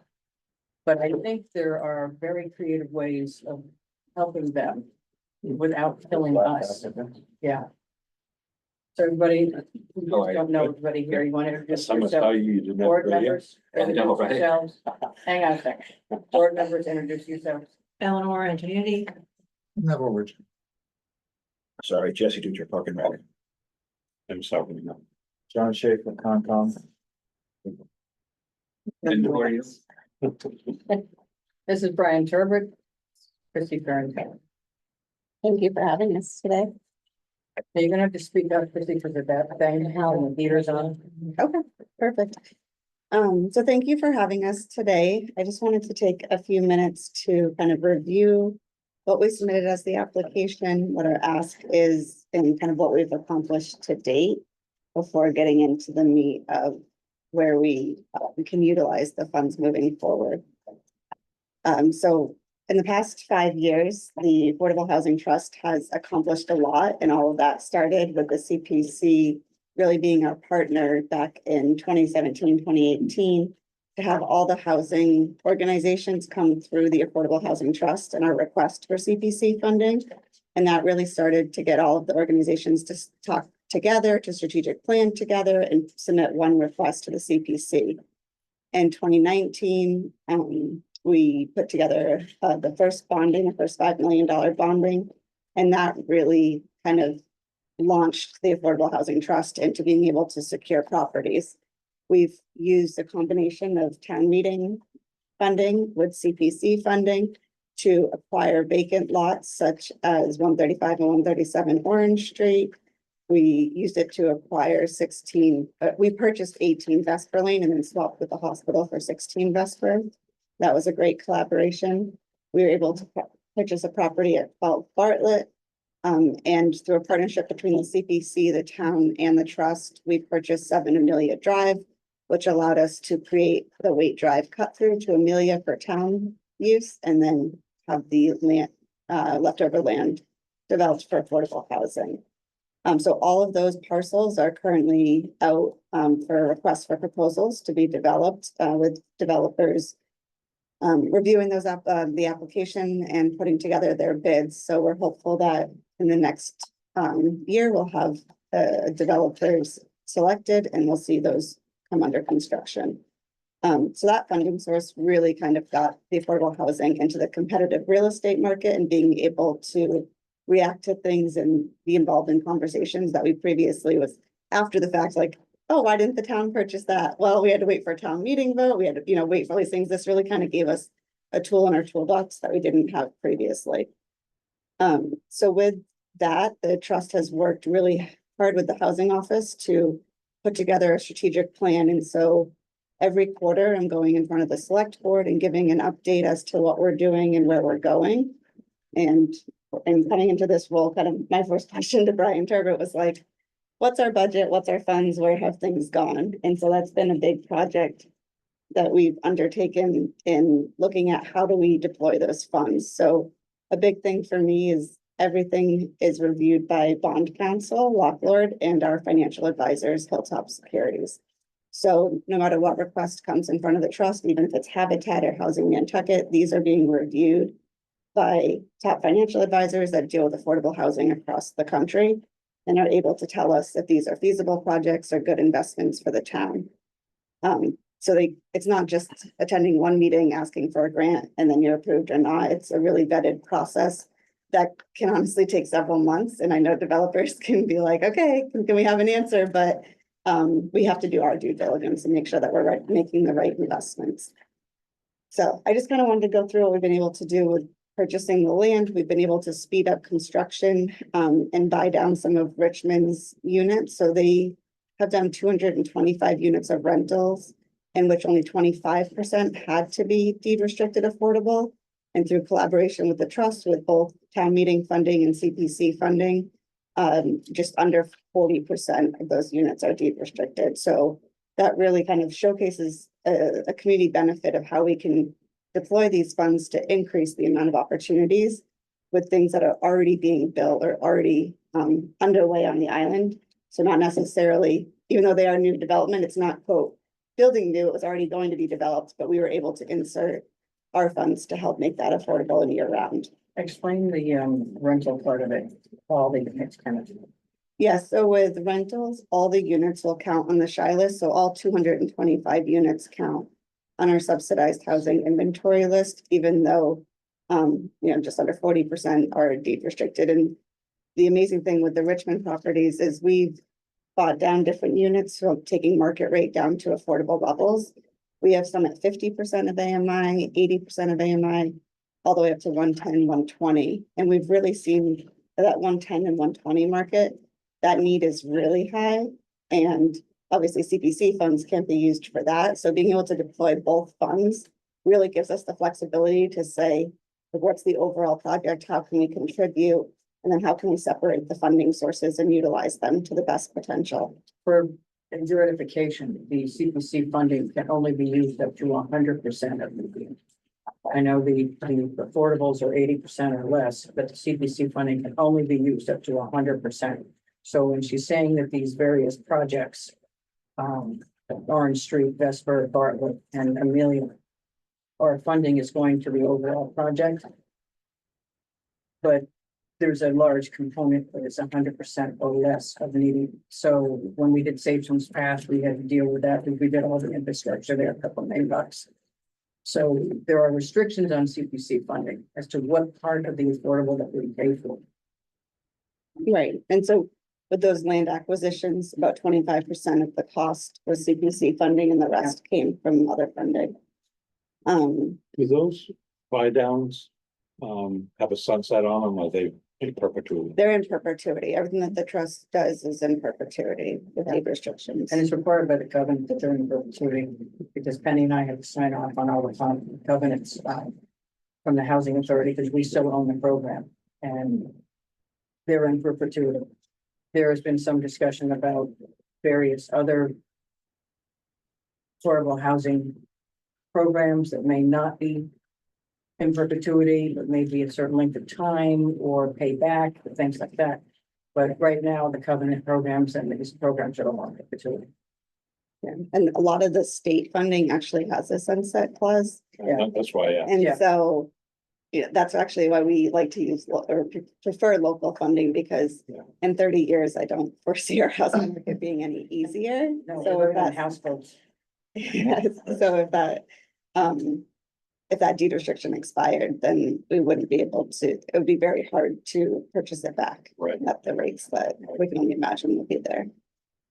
So all of these efforts and everything that we've done with both bonding authorizations and the town meeting votes, we've been able to stay in safe harbor consecutively for 5 years. And what that means is being able to avoid an application for a 40B development that goes around local zoning.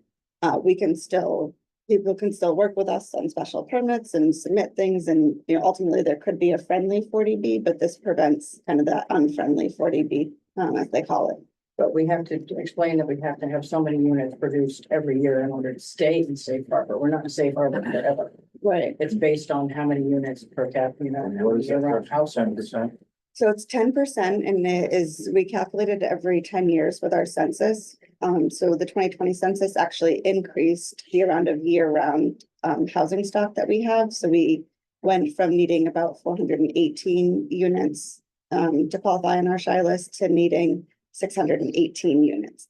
So we were at 6.7%, got dragged back to 5.5%, but we're at 332 units, in which 121 of those units have been created through CPC and town meeting funding in the last 5 years. So we were hanging out at 1.8% for a very long time. And actually I had a great graph that I showed the finance committee of, our SHI list was kind of like here, and then you see the funding hit in 2019 and we've just gone up. By the end of this year or January of 2025, we'll be at 7.5%. So we're making really good progress to get to our 10% or 618 units. By 2030. So I projected it's by 2027, but I'll give 2030 to be cautious. And then of course, 2030, it could reset. That number may go up or down. It all depends on how people respond to the census. And it only counts year-round structures, not the huge amount of seasonal properties that we have. The percentage is only based on year-round assets. So right now we need to add either 31 units a year or 62 units to maintain safe harbor. So 31 units would give us 1 year of safe harbor, and 62 units gives us 2 years. We've learned over the last 5 years, it's very much like landing a very big plane on a very short runway. And so we really aim to have this happen in December, so we have that full year to pull building permits. It We kind of, expires this December, right? it does expire December December 11. 11. 11. So what my office has been doing and the trust has been working over this past year, we have a collaboration with Richmond and their Sandpiper 2 homeownership units, Habitat for Humanity, that what they're doing on Waite Drive, and then the Richmond Gooseberry project, which is 55 rentals. We just got sign off from the Executive Office of Housing and Livable Communities last week that everything is lined up, has been approved. So we'll submit the application and have an additional 2 years of safe harbor. So that's going to bring us into 2026. And we have all these other projects in line that we will kind of cannibalize a little bit of time, but by next June, we'll probably submit again and get another 2 years, and we'll just kind of keep submitting every time we have 31 or 62 units and just keep extending that deadline. But the December date has been really crucial for our office, and I bother Brian a lot. Can we get this done in time? So when I started the position in December 10th of last year, they said, there's 3 options. They're all really good. All of them are going to be great for safe harbor, and slowly everything changes in the housing world. And so we were down to our last option and we got it done. And so it was a huge relief last week and we got the notification. Last week. So I'm getting everything ready to be submitted, in time for that safe harbor to not expire. And the RFPs that went out, are they 135, 137 and Bartlett? It's all of them. So For 4 of them. we have a combined with 3 parcels, the Vesper Lane, Big bundle. Bartlett, and 135. Big number. So that's a Isn't that huge, you? that can help developers that want to do a scattered site, but a lot of units. It can also help them tap into state and federal funding when there's that many units. When you do something like Amelia Drive, that's only 3 units. There's very few. Purple tax. Bartlett is small. And yet Bartlett's is 12 units. So when you put them all together, it could create an opportunity. And that's what we're hoping to see. But the point is that CPC funding actually went into 25%, 30% on all 4 of these projects. That was out of the first bond. For the acquisition. Yeah, it was actually 25% was allocated. Yeah, that's out of the first bond. Yep. The one we took, The 5. the first 5 million, and then we took another 5 million, which we really haven't touched yet, which is part of the other general discussion here. But this would be for acquisition and construction. Yeah, and production. And yeah, The language is, you and I talked about the language. It was, buy downs as well. well, it's creation. Was that one part of what's in the contract? There are 2 trigger words in the contract. I think it was what was in town meeting warrant is what It we was talked. procurement and creation, I believe. So it was we deliberately wrote it that way. So there was a little flexibility. It wasn't just written, oh, you gotta buy the property, or you gotta create the unit. It was deliberately written with the 2 words that allowed purchase and creation. Now, creation can be the buy downs, because they're market rates that were bought down to below 100%. Or it could be like they did with the money so far from the first bond, is those 4 properties. So, And CCAP too, are you gonna use some maybe for the closing costs assistance? We could use that for closing costs. It's not restricted no, it's all the programs that we've done. we did, back in the day, we did issue grants specifically for closing cost assistance. Or specifically for something else, but the bonds were written in a way that we had some flexibility on how the funding was used. As opposed to the restricted ones, which were the previous 5, 4, Right, 5. so my question is, this is not restricted, it's really for all of your programming, including the procurement aspect. Yeah, I don't Fund. think it could be used for the closing cost assistance. I don't think that's. what this I don't is. think we could borrow for that. Okay. I don't think bond council would find that That's to be, That was a Appropriation. specific yeah. grant that we paid for that, And which they there's, ran through very That's a small, that's a much smaller amount. and there's than- other funding sources for the closing cost assistance program that would be more probably appropriate and That would be the smallest number of your, in your. So I know that there are infrastructure issues with all of these projects that they have right now. I think that's part of what you're asking for this, the extra money, et cetera, et cetera.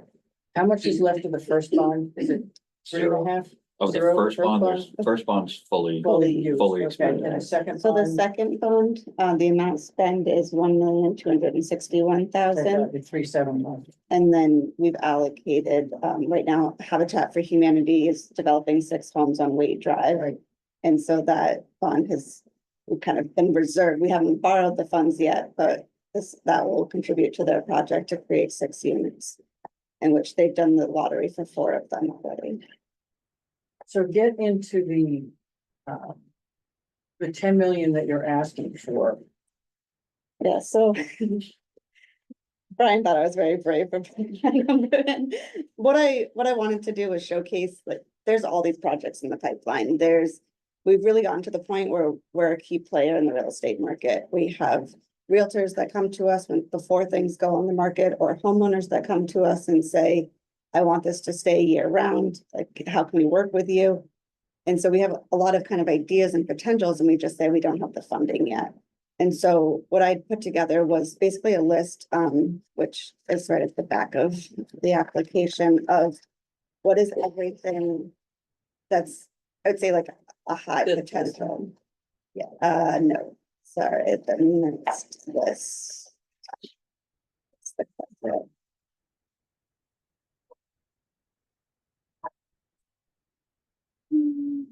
Let's see what the picture is.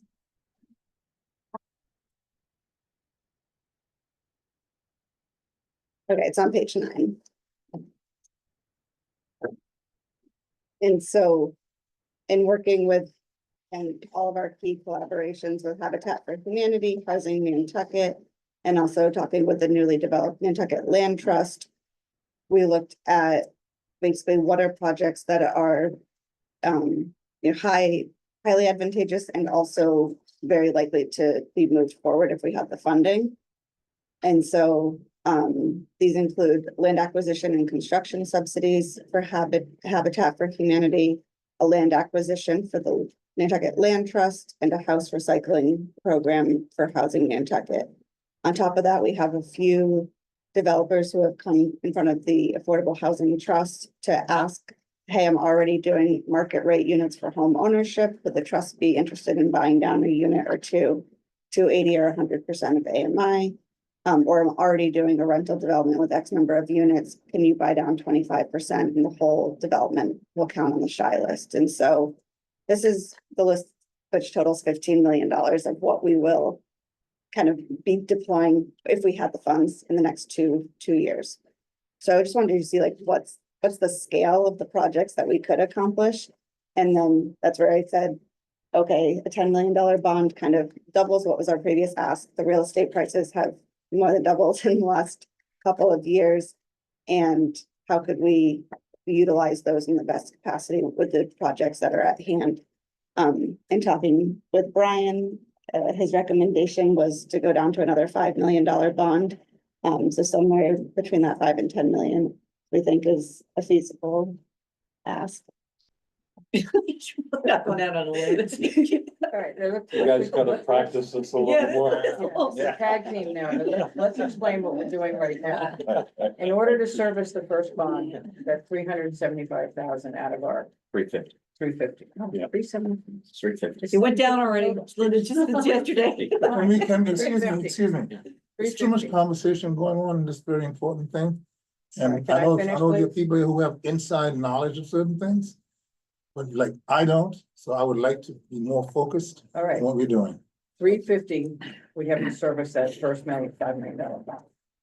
We have to do that this year. Last year, we didn't do it because they hadn't really pulled it, so we didn't have to service them. And we've been sort of squirreling away money to knock them down over time anyway, in case when we did have to do it. So that's 350 right off the top of what we have coming in.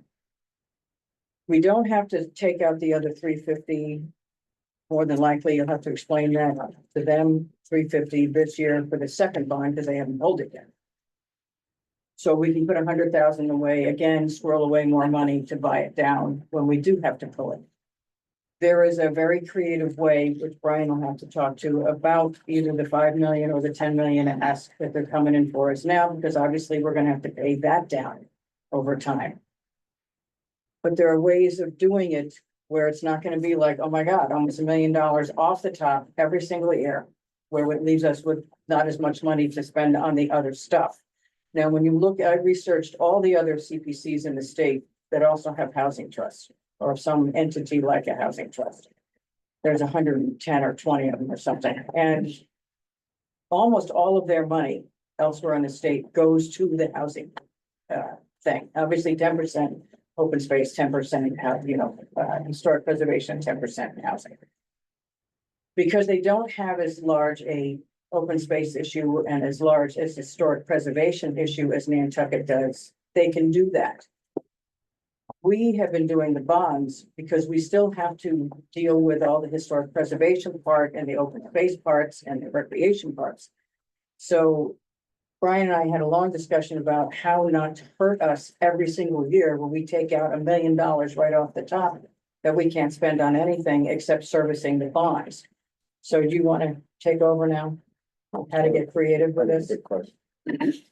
How much is in the squirrel fund versus how much would have to be taken out of the yearly allocation? Okay, so the bond that was the first borrowing authorization when we did this for the original $5 million, which we have permanently financed at this point.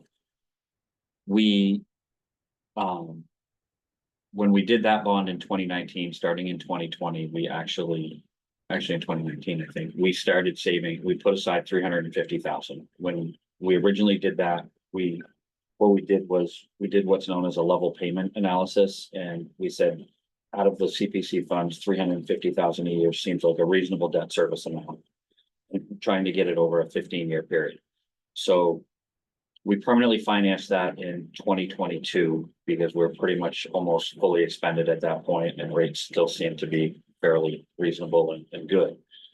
So we were able to pay down just about 900,000 of that. So we permanently financed right around 4 million of that first bond for 2019. That bond goes actually through 2039. We had to take it for 17 years to get to the 350,000 level payment calculation that was presented to the committee when they approved putting that on the warrant in 2019.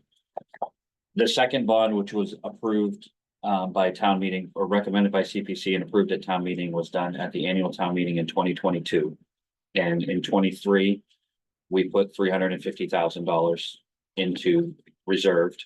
And in 24, because there wasn't as many projects that had come forward in that year, the committee put 2 payments aside in that year. So there was 2 $350,000 allocations for the 2022 bond. Okay. Now, then so the 2022 bond, which currently we have a bond anticipation note out. We haven't permanently borrowed it because we haven't really reached a threshold that makes sense to do it right at this point. There's a little over 1,050 or 1,050,000, excuse me, that has been set aside for that. However, because we'll have some short-term interest, probably about 30,000 or so, we would use one of these set asides to cover that short-term interest. So at the end of this fiscal year for the 2022 bond, there'll be about right around $1,020,000 that is there for when we permanently borrow it. We will immediately apply that to buy down the debt so that we're only financing the remainder. So what I said to Linda in the discussion was the 2023 or 2019 debt you need to allocate for fiscal 26 because we only have one payment remaining that has been set aside for that. So the fiscal 26, you need to set aside the 350,000. You could choose. We were previously, when we did this, we were always setting aside 350,000 so that it became kind of, for lack of a better term, kind of built into the planning that we were doing. But since we haven't permanently borrowed it, and we're really using this to just buy down the amount, the committee certainly has within its discretion at this point, you can make any allocation for the bond, I'll call it 2022, because we haven't reached a point where it makes any sense to permanently borrow it. Rates are not at a point where I would really permanently borrow it right now anyway. We're paying low rates for being Nantucket, but they're still much higher than we've been paying on any debt previously. So we're trying to not do a lot of permanent financing right now, just because of the really the much higher interest rate that we're exposed to right now. So that is an option. You could say, right now, we don't want to put anything else. We had a little over $1 million. You know, in 27, maybe we start going back to it. The ask that goes on the, that's the first thing that kind of we discussed. The second thing is the ask that the housing department has come forward to this, for this year, if it was to be supported, would merely be the authorization on the books or the authorization at town meeting. Typically, the way we've always done this is we've started putting aside the money the year after if the debt was approved, okay? But we could do something while these are still, the other two bonds are kind of working their way through. You could do something where you only allocate short-term interest for the band until one of the other, until, you know, some other projects that are coming forward or high dollar projects that are coming forward in future years come forward and they kind of move off the books. I think it's a delicate balancing act between, you know, community preservation, open space and community housing, right? But there's no requirement that we would immediately, if at the annual 2025 meeting, this bond were to be on the warrant and approved, there's no requirement to start putting aside money in 27 for it. It was just the way we had structured this to try to make it easier to have for planning purposes for the committee to understand those are coming off the top. Here's what's left to allocate across all of the spectrum, all of the three allocation requirements. You could start, if this were to pass the committee and be successful, you could put any number therein. You know, we can work with our financial advisors and structure it at a lower level principal and take it out longer. There's a lot of things that we can do to make this easier for the committee as a whole, hopefully to support and be able to finance going forward and still do all of the other things that are important to the committee and that come before you and you'd like to fund. So there are, it doesn't have to be 350. I'll say that, you know, when this came forward, Ken and I sat down and 350 was the number that he kind of pitched to the committee and said that this is, we think we can fund this on a comfortable level. We can work together on any amount. It could be lower and it would just have to take it out longer. You know, one of the things that we did do, and I did mention this to Linda, and I did briefly mention this to Christy, but one of the things that we probably could, should, and can be doing if the committee was inclined to do this, is give you more frequent updates on what the expectations are and on what we're using it for, so that you have a much clearer picture of how that money is being addressed going forward. And we can even do that with the remainder. If we're all going to use it for Habitat for Humanity, we could come back and talk to them and explain what that rationale is. But the point really is that if this were at a $5 million level or some variant thereof, you don't have to immediately start saving for it. We can structure it in a way that gives you a longer way to get there so that you're more comfortable with it and you can continue to fund some one-time opportunities in other categories that may come forward. I believe, I think the important thing, I'm sorry, I don't mean to cut you off. well, stay there for a second, because I believe someone has asked in the past, what happens if the town decides to opt out of the CPC? Who then is responsible for paying those bonds? Does the So- town have to take it over? No, so if the town, for whatever reason, decided to opt out in the future, if it had liabilities that it had incurred, the 3% fee would continue to be raised until those liabilities have been extinguished. Okay. So it wouldn't be just on the back of the tax. Well, it's all on the back of the taxpayers in a sense, but it would be, the fee would still be charged until all of those liabilities have been So there's an extinguished. assurance, because that's come up in the past with some members. What happens if we all of a sudden go away and the town can opt in and opt out? Then more and more towns opting in, which means that the pot is getting more diverse. I mean, ultimately, at the end of the day, every dollar of debt we issue, whether it's in an enterprise fund through CPC, is all backed by the full faith and credit of the town as a whole. So and I think with this request, there is time, if the committee were to support it, to figure out the best set aside going forward in, say, for fiscal 27.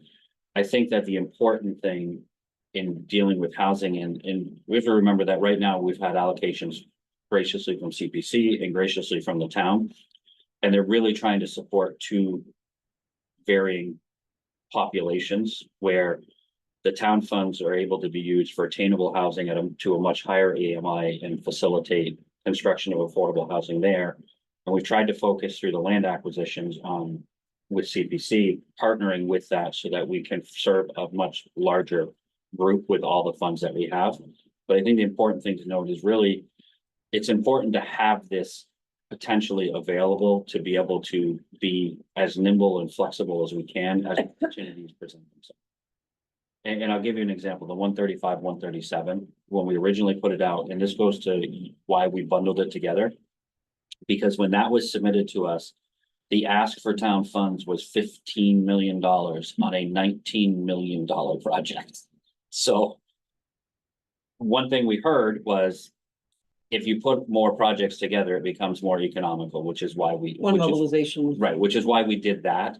But the ask from people wanting to participate in and help the town combat this issue is not getting any smaller. And the housing office really does need as much flexibility in terms of what area median income they're serving. And this is one tool in that toolbox to help. Ken? So, Brian, picking up on everything you said. For me, as one longtime CPC member, the worst case scenario is what I want. Like, if you need to go out and borrow the 4 million that is from the 2022, I might have the year wrong. And if we fund the 10 million for the current, am I right in my thinking that it's 350 times for 4 bonds? Well, it would be, So that it would be 3 bonds.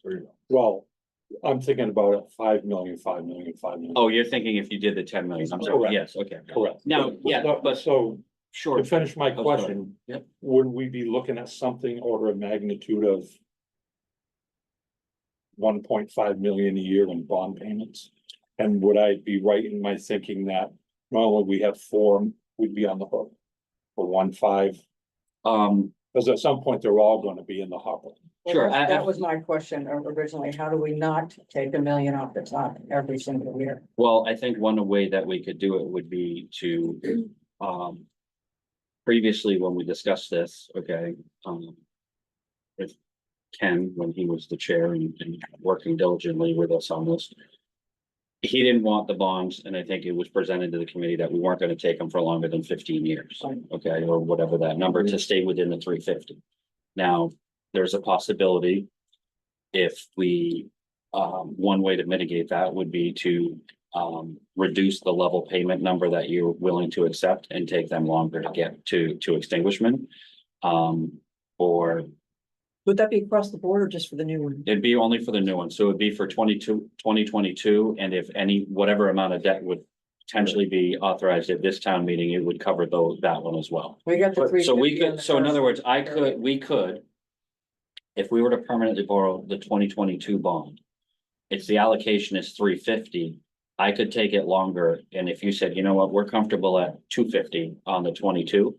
I could just extend the payback period and get it down to the 250, and that is a way that we could work to reduce it. And the interest rates would change. What we could also do is, we have, not that it's a really great option, but some communities utilize it. We could do bands, we can roll bands for up to 10 years before I have to permanently borrow. Now, we're in an interest rate environment where we might want to, I may start rolling debt that we have now for a little bit longer, because the last permanent debt that we sold, while it was one of the better rates that was sold at in recent times right now, was over 3% on a net interest cost. And previous to the interest rate hikes, we were selling in the low 2s. So there's been a dramatic change, which is why we've kind of changed our financing methodology right now in terms of when we're adding debt, which we would also deploy with any of the debt that we're talking about here. So we have some flexibility on how much has to come off the top every single year. The 350 is a given. But the rest of it can be spread out longer. Interest rates are coming down, and we can decide what we're willing to absorb every single year. But it also prevents them from having to come back to us every single year. And so we won't see them again for a while. We haven't seen them for a while because Habitat, if you remember, Habitat and Housing Nantucket on the last bond, we're supposed to go just to the housing trust and not come back in here individually. So they've been taking care of those two all along. But then now the funding for the flexible funding that we have given them is beginning to be depleted or the first bond used. That's why they're back here again, because I assume that the Housing Nantucket and Habitat will continue to come to them for funding and not come in here and still prevent them from having to come in here all the time. So it may be worth us considering leveraging another bond or two, whether it's 5 million this year or as Tim said, 5 million next year, and spread them out and then decide what we want to pull off the top, because then they won't be back to us next year. And all we'll have is a rental. All we'll have is a rental, and that doesn't quite get us to the 10%. It kept my You check. can only kick the can for so long. No, I Eventually, you're gonna agree. use the money, and I that's am. what he's saying. When they Yeah. do, what's Yeah. the What's the not worst gonna be? case, right? Yeah. Which And then we is just decide what we something you wanna can Work pay. with, I Yeah. think, but that's what he wants to know. It's a little bit more flexible than we had originally intended, 350, 350, 350. That computer behind you. Do what? Is anyone else getting? I mean, I do agree, we can only, Right. I hate to use the word delay, but we can only delay permanently financing for so long, and in that time, you're paying short-term interest, which is what I try to avoid to the extent possible. Yeah. But we can structure it in a way that, you know, maybe we take them out 20 years instead of 15 or whatever that is, and that reduces the amount off the top every year. You know, understanding that it's a little bit longer. There's ways to do it. I mean, there could be another way that says. I'm just thinking off the top of my head, if there was an allocation for 5 million that, you know. We can borrow it in tranches of 1 million until the debt service on the other bonds is paid down to a certain level, and there's a lot of ways to do this, is what I'm saying, and I agree that we can only push it so far. Right. But there's a lot of ways to make it all work in a way that I think accomplishes what the housing department is trying to do and doesn't hamstring the CPC in trying to fund many worthwhile projects through all of the tranches. And we can do what we did before, we threw 100 grand at it, but 350 at it, we weren't really servicing the bond. So it was there to buy it down the minute he did trigger it. So on a new bond, if we do that, we can throw 100,000 or 200,000 at it, because as a minimum, we gotta spend 10% of the 4 million anyway. And how the system comes in less than the 10%, so we have some flexibility. I think that was Ken's motive. Yeah. So he wanted to keep the bond payment somewhere in the range of the 10%. Whenever they triggered it, because we paid into it for some time before we actually triggered the first 5 Oh, million. yeah.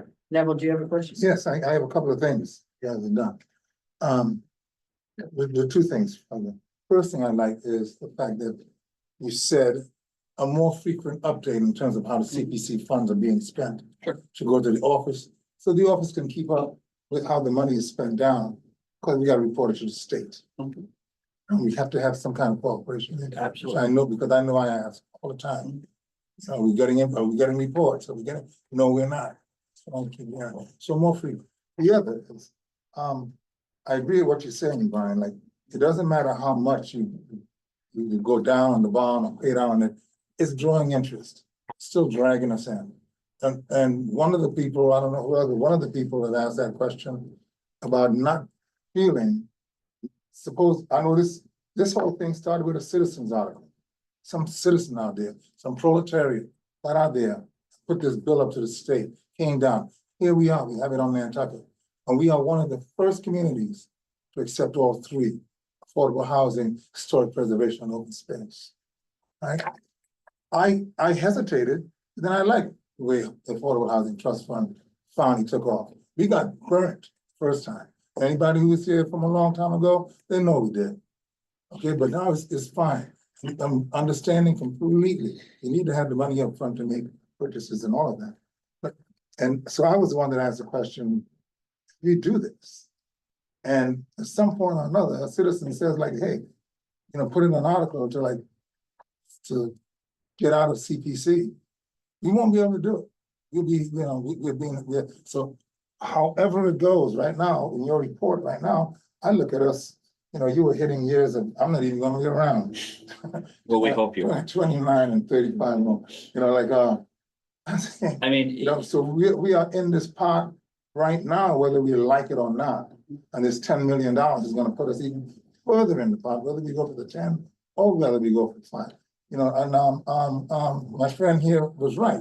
Ken was trying to keep it at a certain level because it gives us more in longevity and it kind of keeps things cool. It doesn't get too outrageous. And I know he was working with you very well, you were watching the interest rates and balancing everything. it was a balancing act, but I think back to the observation though, if I may, Madam Chair, is that it's my understanding and my belief that if a citizen article and the town agreed to disband CPC, if there's liabilities that are owed, you would still have to collect the CPC surcharge until those were extinguished. That's my point. So You can't default on you can't default on. That's why I said that. Yeah. That's my point, saying that.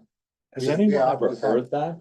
I've never heard What? disband. Oh, that has it happened? I haven't heard of it. I've never- happening, but I've never There are more, heard it either. there are more communities opting in every single year, which is why when we first started in 2021, we got almost 100%, matching.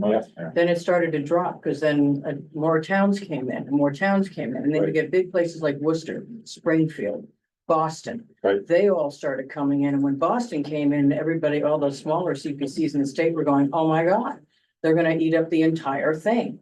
So there had been a movement, I don't know if they ever did it, to separate out the Boston allocations and the Worcester allocations and the Springfield allocations from the rest of the little guys. But we're getting what, Brian, 25% match now, Yeah, where something along those lines? we've estimated a little over 600,000 based on what we got Yeah, last based on year. what we got last year, 644 last year. So we have, just so you know, we had 1.2 million in undesignated because we allocated extra funding every single year to have a stockpile. In case somebody opted out, made us opt out, we still had money in there, undesignated reserves to protect whatever we are doing. Yeah. Neville? No, but I wasn't quite finished, but a lot of things were said about, and also about what I said. I've never said that anybody on Nantucket has wanted to go out of CPC. No, I understand. said- I think that was asked Yeah, earlier yeah, I about said, what yeah. happened. I think Yeah. Linda asked That what was would a question happen. that I had Yeah. asked. I had asked that. And I had asked that because we started the discussion, so you were coming in for a $10 million bond. I said, what? Suppose we decide, I want to do CPC anymore. We are still stuck until this is paid off. That was my point. And Linda is right, Nantucket we grabbed the whole shebang. And I would say venture beyond her to say that most of the towns in the Commonwealth, I know when I was working in the office, I got calls every week from different parts. Some people came here. How are you guys doing it? So they copied their stuff off of us. So we're the experts. So we're the ones that they're copying. So that's how that works. I just don't want to see us get the town get caught up. Suppose we might have some great catastrophe. The town budget has gone from from then to like what it is now. And Linda's like they were trying to get a lockdown on a permanent amount. So the CPC matching can't go any lower than a certain amount. They went up to the state several times. You can't get it. You can't get a lockdown on it. So they got to keep fluctuating. So, my point is just my worryation that I just expressed to you that, I see the need and I agree. I agree with you, Christy, go for it if you can get it through, because it's all about housing and stuff. That's a whole nother discussion to take place, but if we do that, we have to realize where we're putting ourselves in, as community preservation. Thank you very much. Thank you. And I was just gonna say a big comment I've received from the state since I've entered into this position is how important CPC funds are being utilized across the state. So when we've been advocating for a transfer fee, a lot of the pushback has said, you already have CPC, go use that. And we say, look at what our CPC's already done and look at what we've done with this. And this is with, $10 million in bonds, and a transfer fee could give us, annual revenue. I think that's why more and more towns are opting in, is because the message from the state is if you want the transfer fee, you have to be doing this, this, this, and this. And one of those is allocating as much CPC funds to housing.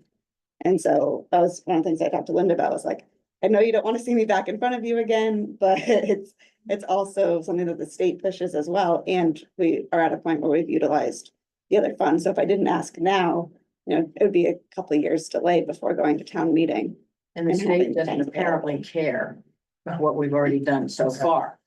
So if we commit to something now that's current with all the other towns that are now doing the same thing, we may be able to leverage what we commit to now at the state level, and they may go ahead and do the transfer fee because the CPC again stepped in modern times. Not, 6, 7, 8, 10, 20 years ago, which we started working with housing. So this may be an important last step in order to get that transfer fee, because it's a modern current allocation for us. So we're still committed to affordable housing, as opposed to just servicing what we've already done over time. We have recommitted to housing. So the community has stepped up in another big way. Now, whether it's 5 million or 10 million or 750. And one of the things that they have said with the housing fee is, but what else are you doing? We need, What are you you're doing everything within your, like, how the Concom says, what are your alternatives? So you've basically availed yourself and continue to of all the alternatives. And that's important for promoting the housing fee. So this is gonna be a real in-depth discussion, but I wanted to make sure that Brian was here to give you all the options that we had. So it wasn't like, oh my God, 353 times. But there is one 350 due now, right? Yeah. Yeah, we knew we had. That's for sure. Because we didn't do it last year. We had to do. I mean, you could make a choice to allocate to an additional 350 to the 2022 bond. Or not. As well, or not. That's solely up to you. We set aside, but the 2019 bond, there is Yeah, we gotta do that. a principal and interest payment that is. Go home. And we can always, guys, if we don't have a lot of applications, we can always put more money than 350 towards that first bond to get rid of it sooner. We don't have No, to we- wait until 20. Well, Is yeah, that enough? Is that enough? You Wasn't there can't. one option to buy it down quicker? No, the only option to buy any bond down now would be the 2022 debt when we Yeah. permanently borrow it. 2019 is locked in. Okay. Now, if you wanted to put more money so that you didn't have to allocate it in the future, you could do that, but it's not going to, I can't buy down the debt. Right. It's locked in on a That's funding pretty much what I schedule. was Yeah. saying. We put more money into it, so it's hanging out there. So the following where we only put in the basket. But it's not like a mortgage bond, if I follow you, there's a prepayment penalty, you owe that through 2039. I owe that on a funding schedule. Yeah. The only way that would ever change is if rates fell below the interest rate on that bond, and I could do a refunding. But that bond was sold in 22 at still fairly decent rates, so it's highly unlikely to be a refunding opportunity, and those usually are not available until after the 10th year of the debt, because they want to make all of their interest, of course, before that can be called and I can refinance it, so. But some of our historic preservation projects are gonna be rolling off the dole. See, that's what I worry We're about. done. No, we're done. A lot of these projects, Methodist Church, the Unitarian Church, the Congo Church should be almost done. So a lot of the ones we keep giving money to every year to phase out over 20 years are gonna be not coming back again. So From your lips to God's ears. we have to God's ears. But it could be that we have less in historic preservation, less in open space, that's a pie in the sky. Yeah. But then we have extra money to put towards stockpiling to pay stuff. So in case we do get a glut the following year, we've already allocated funding that just sits there until the next payment type of thing. I haven't been here as long as you, but I'm repainting the Anthony for the second time, I know. so. And we did the windows this year. I don't, Brian, let me ask you a question. Yeah. Because what Linda just explained, you, this is, I was about the only way we can possibly make it lighter on ourselves by paying down our debt, maybe, is if we don't fund everything full force and take some money and put it away. So we'll have it for the next year. Yeah. Correct? And then the next year. Right. That is the only way. We can't take it from historic preservation or open space to put it for housing. We can't do that. Yeah.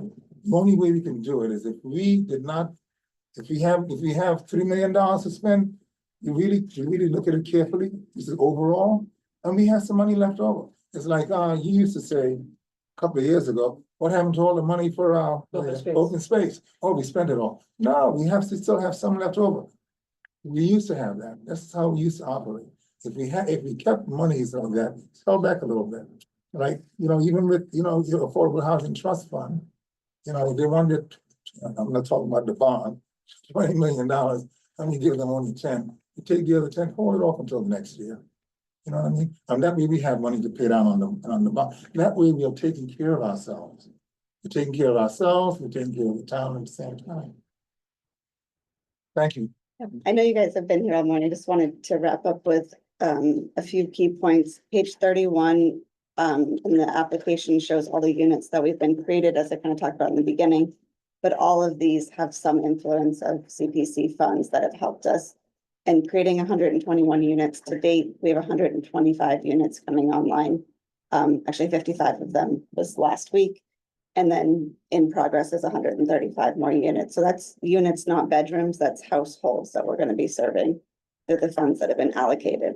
And I didn't touch on the need because I just think those are statistics. And if you pick up the INN paper from last Thursday, the front page goes over the real need and the human face and aspect to this challenge. And this funding is going to help us create more opportunities for the people who serve our community. And I get really emotional with this because we talk a lot about police and firefighters and teachers, but if we don't have DPW employees, removing the snow and removing the trees, the ambulances can't get to us. And so we really need housing across all bands. Even if you own your house, affordable housing is impacting you. You're having wait times in the ER because we don't have nurses. Like it's a very wide net as to what it's impacting. And this funding would really help us be able to make a small dent in a big problem. And the argument, people outside of those of us involved with the housing, say, well, we build these units, people are gonna be moving here from Long Island. I'm going, wait a minute. There's an awful lot of people already here, guys, that I hear it every single day. I hear another person tell me that they have to get out because their house is being sold. And they've lived in the house for 20 years. We have Just went through encampments. that yesterday. We have encampments in land bank land. Yeah, There are a it's lot of homeless people who are terrible. with no walls. And the people that have lived here a long, long time, and it's the people in the grocery store, it's the people that mow your lawn. It could be anybody, but it's not people going, oh, I'm affordable housing, I'm coming from California to live on Nantucket. That's not what's happening. So when people say that to you, that, oh, people are gonna come from off island, that is not the case. We have too many people here that have had to go over to the Cape and come back every day. Kids in your class, kids in my daughter's class, and my son's class are coming over every day because they couldn't live here. They don't want to leave here. Or you bring your elderly parents here and they need to stay here because they can't live wherever the hell they're living. So people have this idea that if we build it, they will come from everywhere in the country. That's not the case. We know that because there's hundreds and hundreds of people. When I drew the names one of the times before this, there are hundreds of people on this stupid list.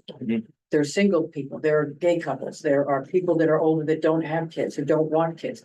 There's the professionals that aren't married. Where are these people going? They can't pay $6,000 a month. I've got a family now paying $6,000 a month to live in a year-round place. This is insanity. But it has to go, we also have to redo the covenant level. It can't stay at 150. I just want to say, before you go, I'm gonna have to leave. Thank you.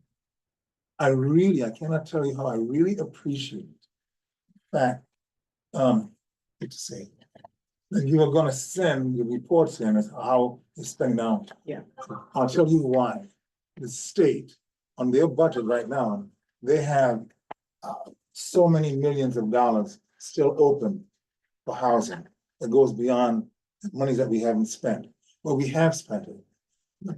But the office cannot send it up because they don't have the report as to how the money was spent. And they actually have it broken down, just as it is in the warrants. Like whether it's for windows or for shingles or for whatever, they have it broken down like that. And we have to let them know this money was already spent, this money was, so we have like catching up to do that goes back years. So like, I really, thank you so much. I will tell your father, I will adopt you. And like I said, that was my first project. Actually, I you think don't I- have to do it with a fund like this to the state, however. Because it was a blanket grant for you to use, it doesn't have to do that. However, But all the what past- has been missing is exactly, until today, exactly which projects we're involved with. And what we have, what's going on here, which is why you don't come to us, and it was set up that way every single month for somebody to sign off on it. So that is not correct. So don't get involved with that. But what we do need, one conversation, please. What we do need is a report, whether it's quarterly or monthly, that disseminated to the board members, because we've never known where the money was going. And we knew that from the very beginning, because that's how it was set up many years ago.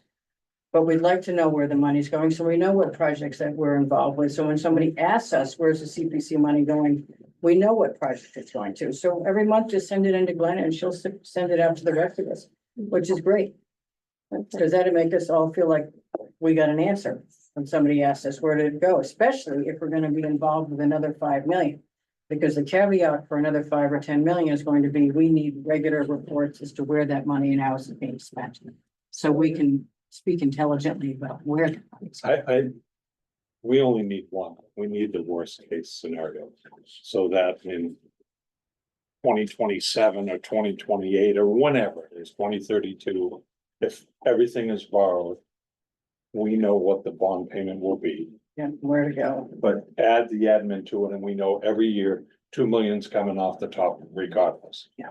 That's what we really Like you need. said, that's. But as we said, we have the flexibility to decide how much we put away. The only one that's set in stone right It's now, 350. I do agree with you, but the only one that's set in stone right now is the one from 2019, because it's permanently Right. financed. No, but But we you need are to be 100% right. thinking Yes, that Yeah. at some point. Exactly where we're gonna head. Yeah. So which that's I the story, can, guys. I mean, I can model the 2022 bond right now based on the amount that's already set aside. And I can give you various,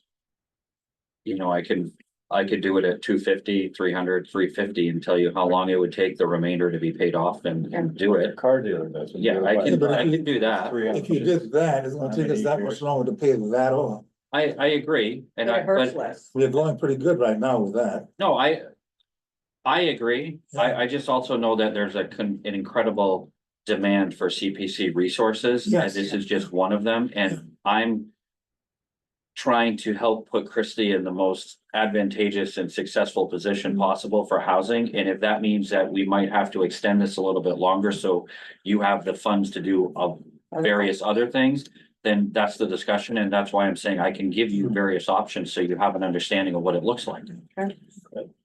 So whatever Christie's paying you to help her, we'll double it if you help us. But I also wanna make another point. Because I wasn't too sure what my chairman, who I had a lot of respect for, was saying. All I was saying was, the form that we have that says this project is funded in the fiscal year 14, or the things that we sign. And it goes to the office and we bring it up at a meeting, and it's a bill that gets approved and it gets wiped off the books. When she takes it and puts it in that's what I am talking about. Okay, that's all I'm talking about. That is not required. That is required. It is Linda. not required. You're for giving the wrong housing information to the trust. public. That is required. It is not required for the trust. That's how we had that discussion at the very beginning. It is not required for the trust because it was a blanket grant as opposed to a specific project. So, but it would be helpful if you told us where it was going. We do not sign off on it. It is through the grant, through the housing trust, because that's how the blanket grant worked. So that is not correct, because it is not a specific property, it's not a specific grant. It was a block grant. So you don't have to do that. But Glenna should be told, you know, when the funds are expended, so we have an idea in the office that the money is being expended, which is why the report as to where it went every month is fine. We do not vote on it and we do not have to sign it. But we should know, because Ken did know. But Ken didn't necessarily share that with the rest of the commission. So just sort of keep Glenna informed that this is going on. And I think, like I said, I've been giving quarterly reports to the select board, so I can just wrap that into every quarter. Great. A report to the select board, a report to CPC. Brian and I talked about, like, before we sign off on any sort of approval of a grant or a loan that involves CPC funds, we would have the conversation and send it to Glenn and to the rest of the committee. That way you guys are aware of what's going on, so even if it's not required, that's our plan. It's very helpful for us that we know that things are actually happening with our funding. Instead of, well, here, go God, never heard from it again. So it's very, very productive that we know that those 4 projects have been undertaken. Well, it's also in the public realm.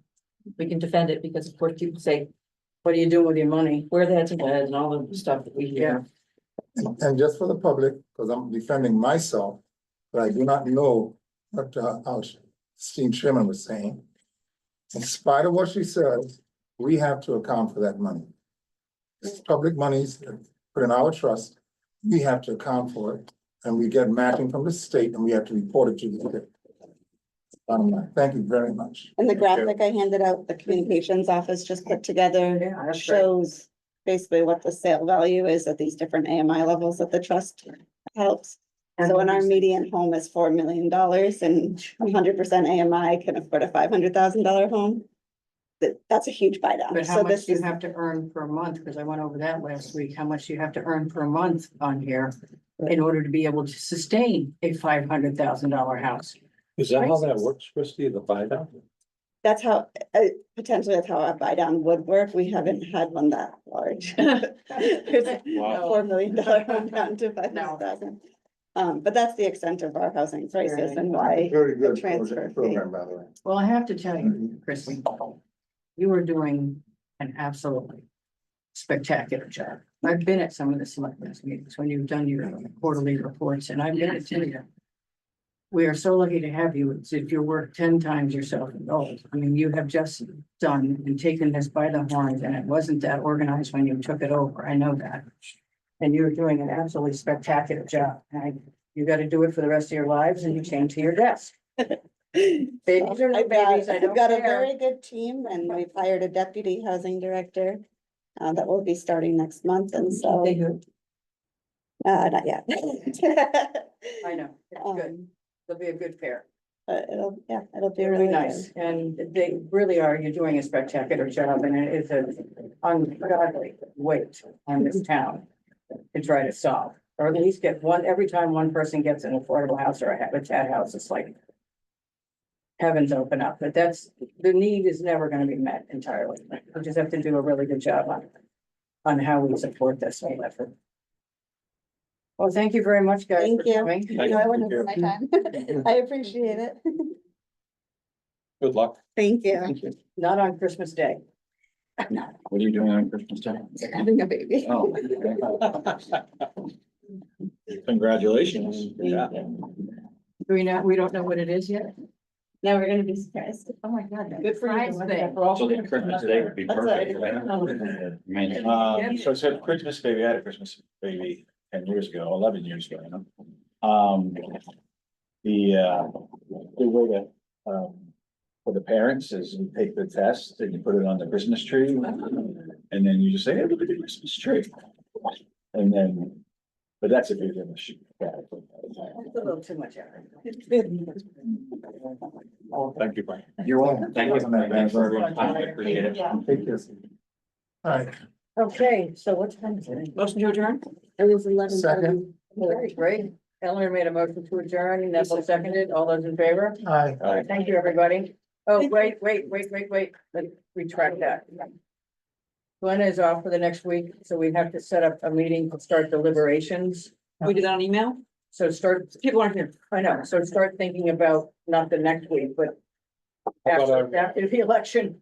How about our November CPC meeting?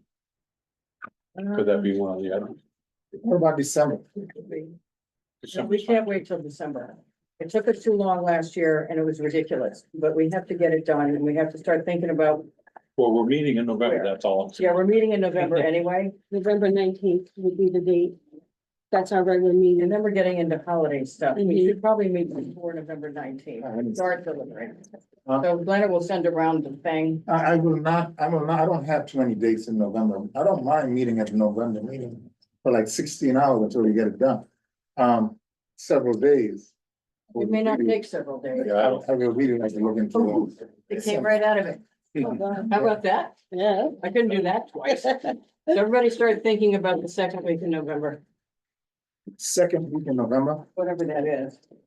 I don't know. That would be the 12th, I think. I know there's a holiday in there. There's like a Wednesday holiday somewhere. No, Thursday. Isn't that the 11th? That's the 11th. So start thinking about that week somewhere, Our regular meeting would be the 19th.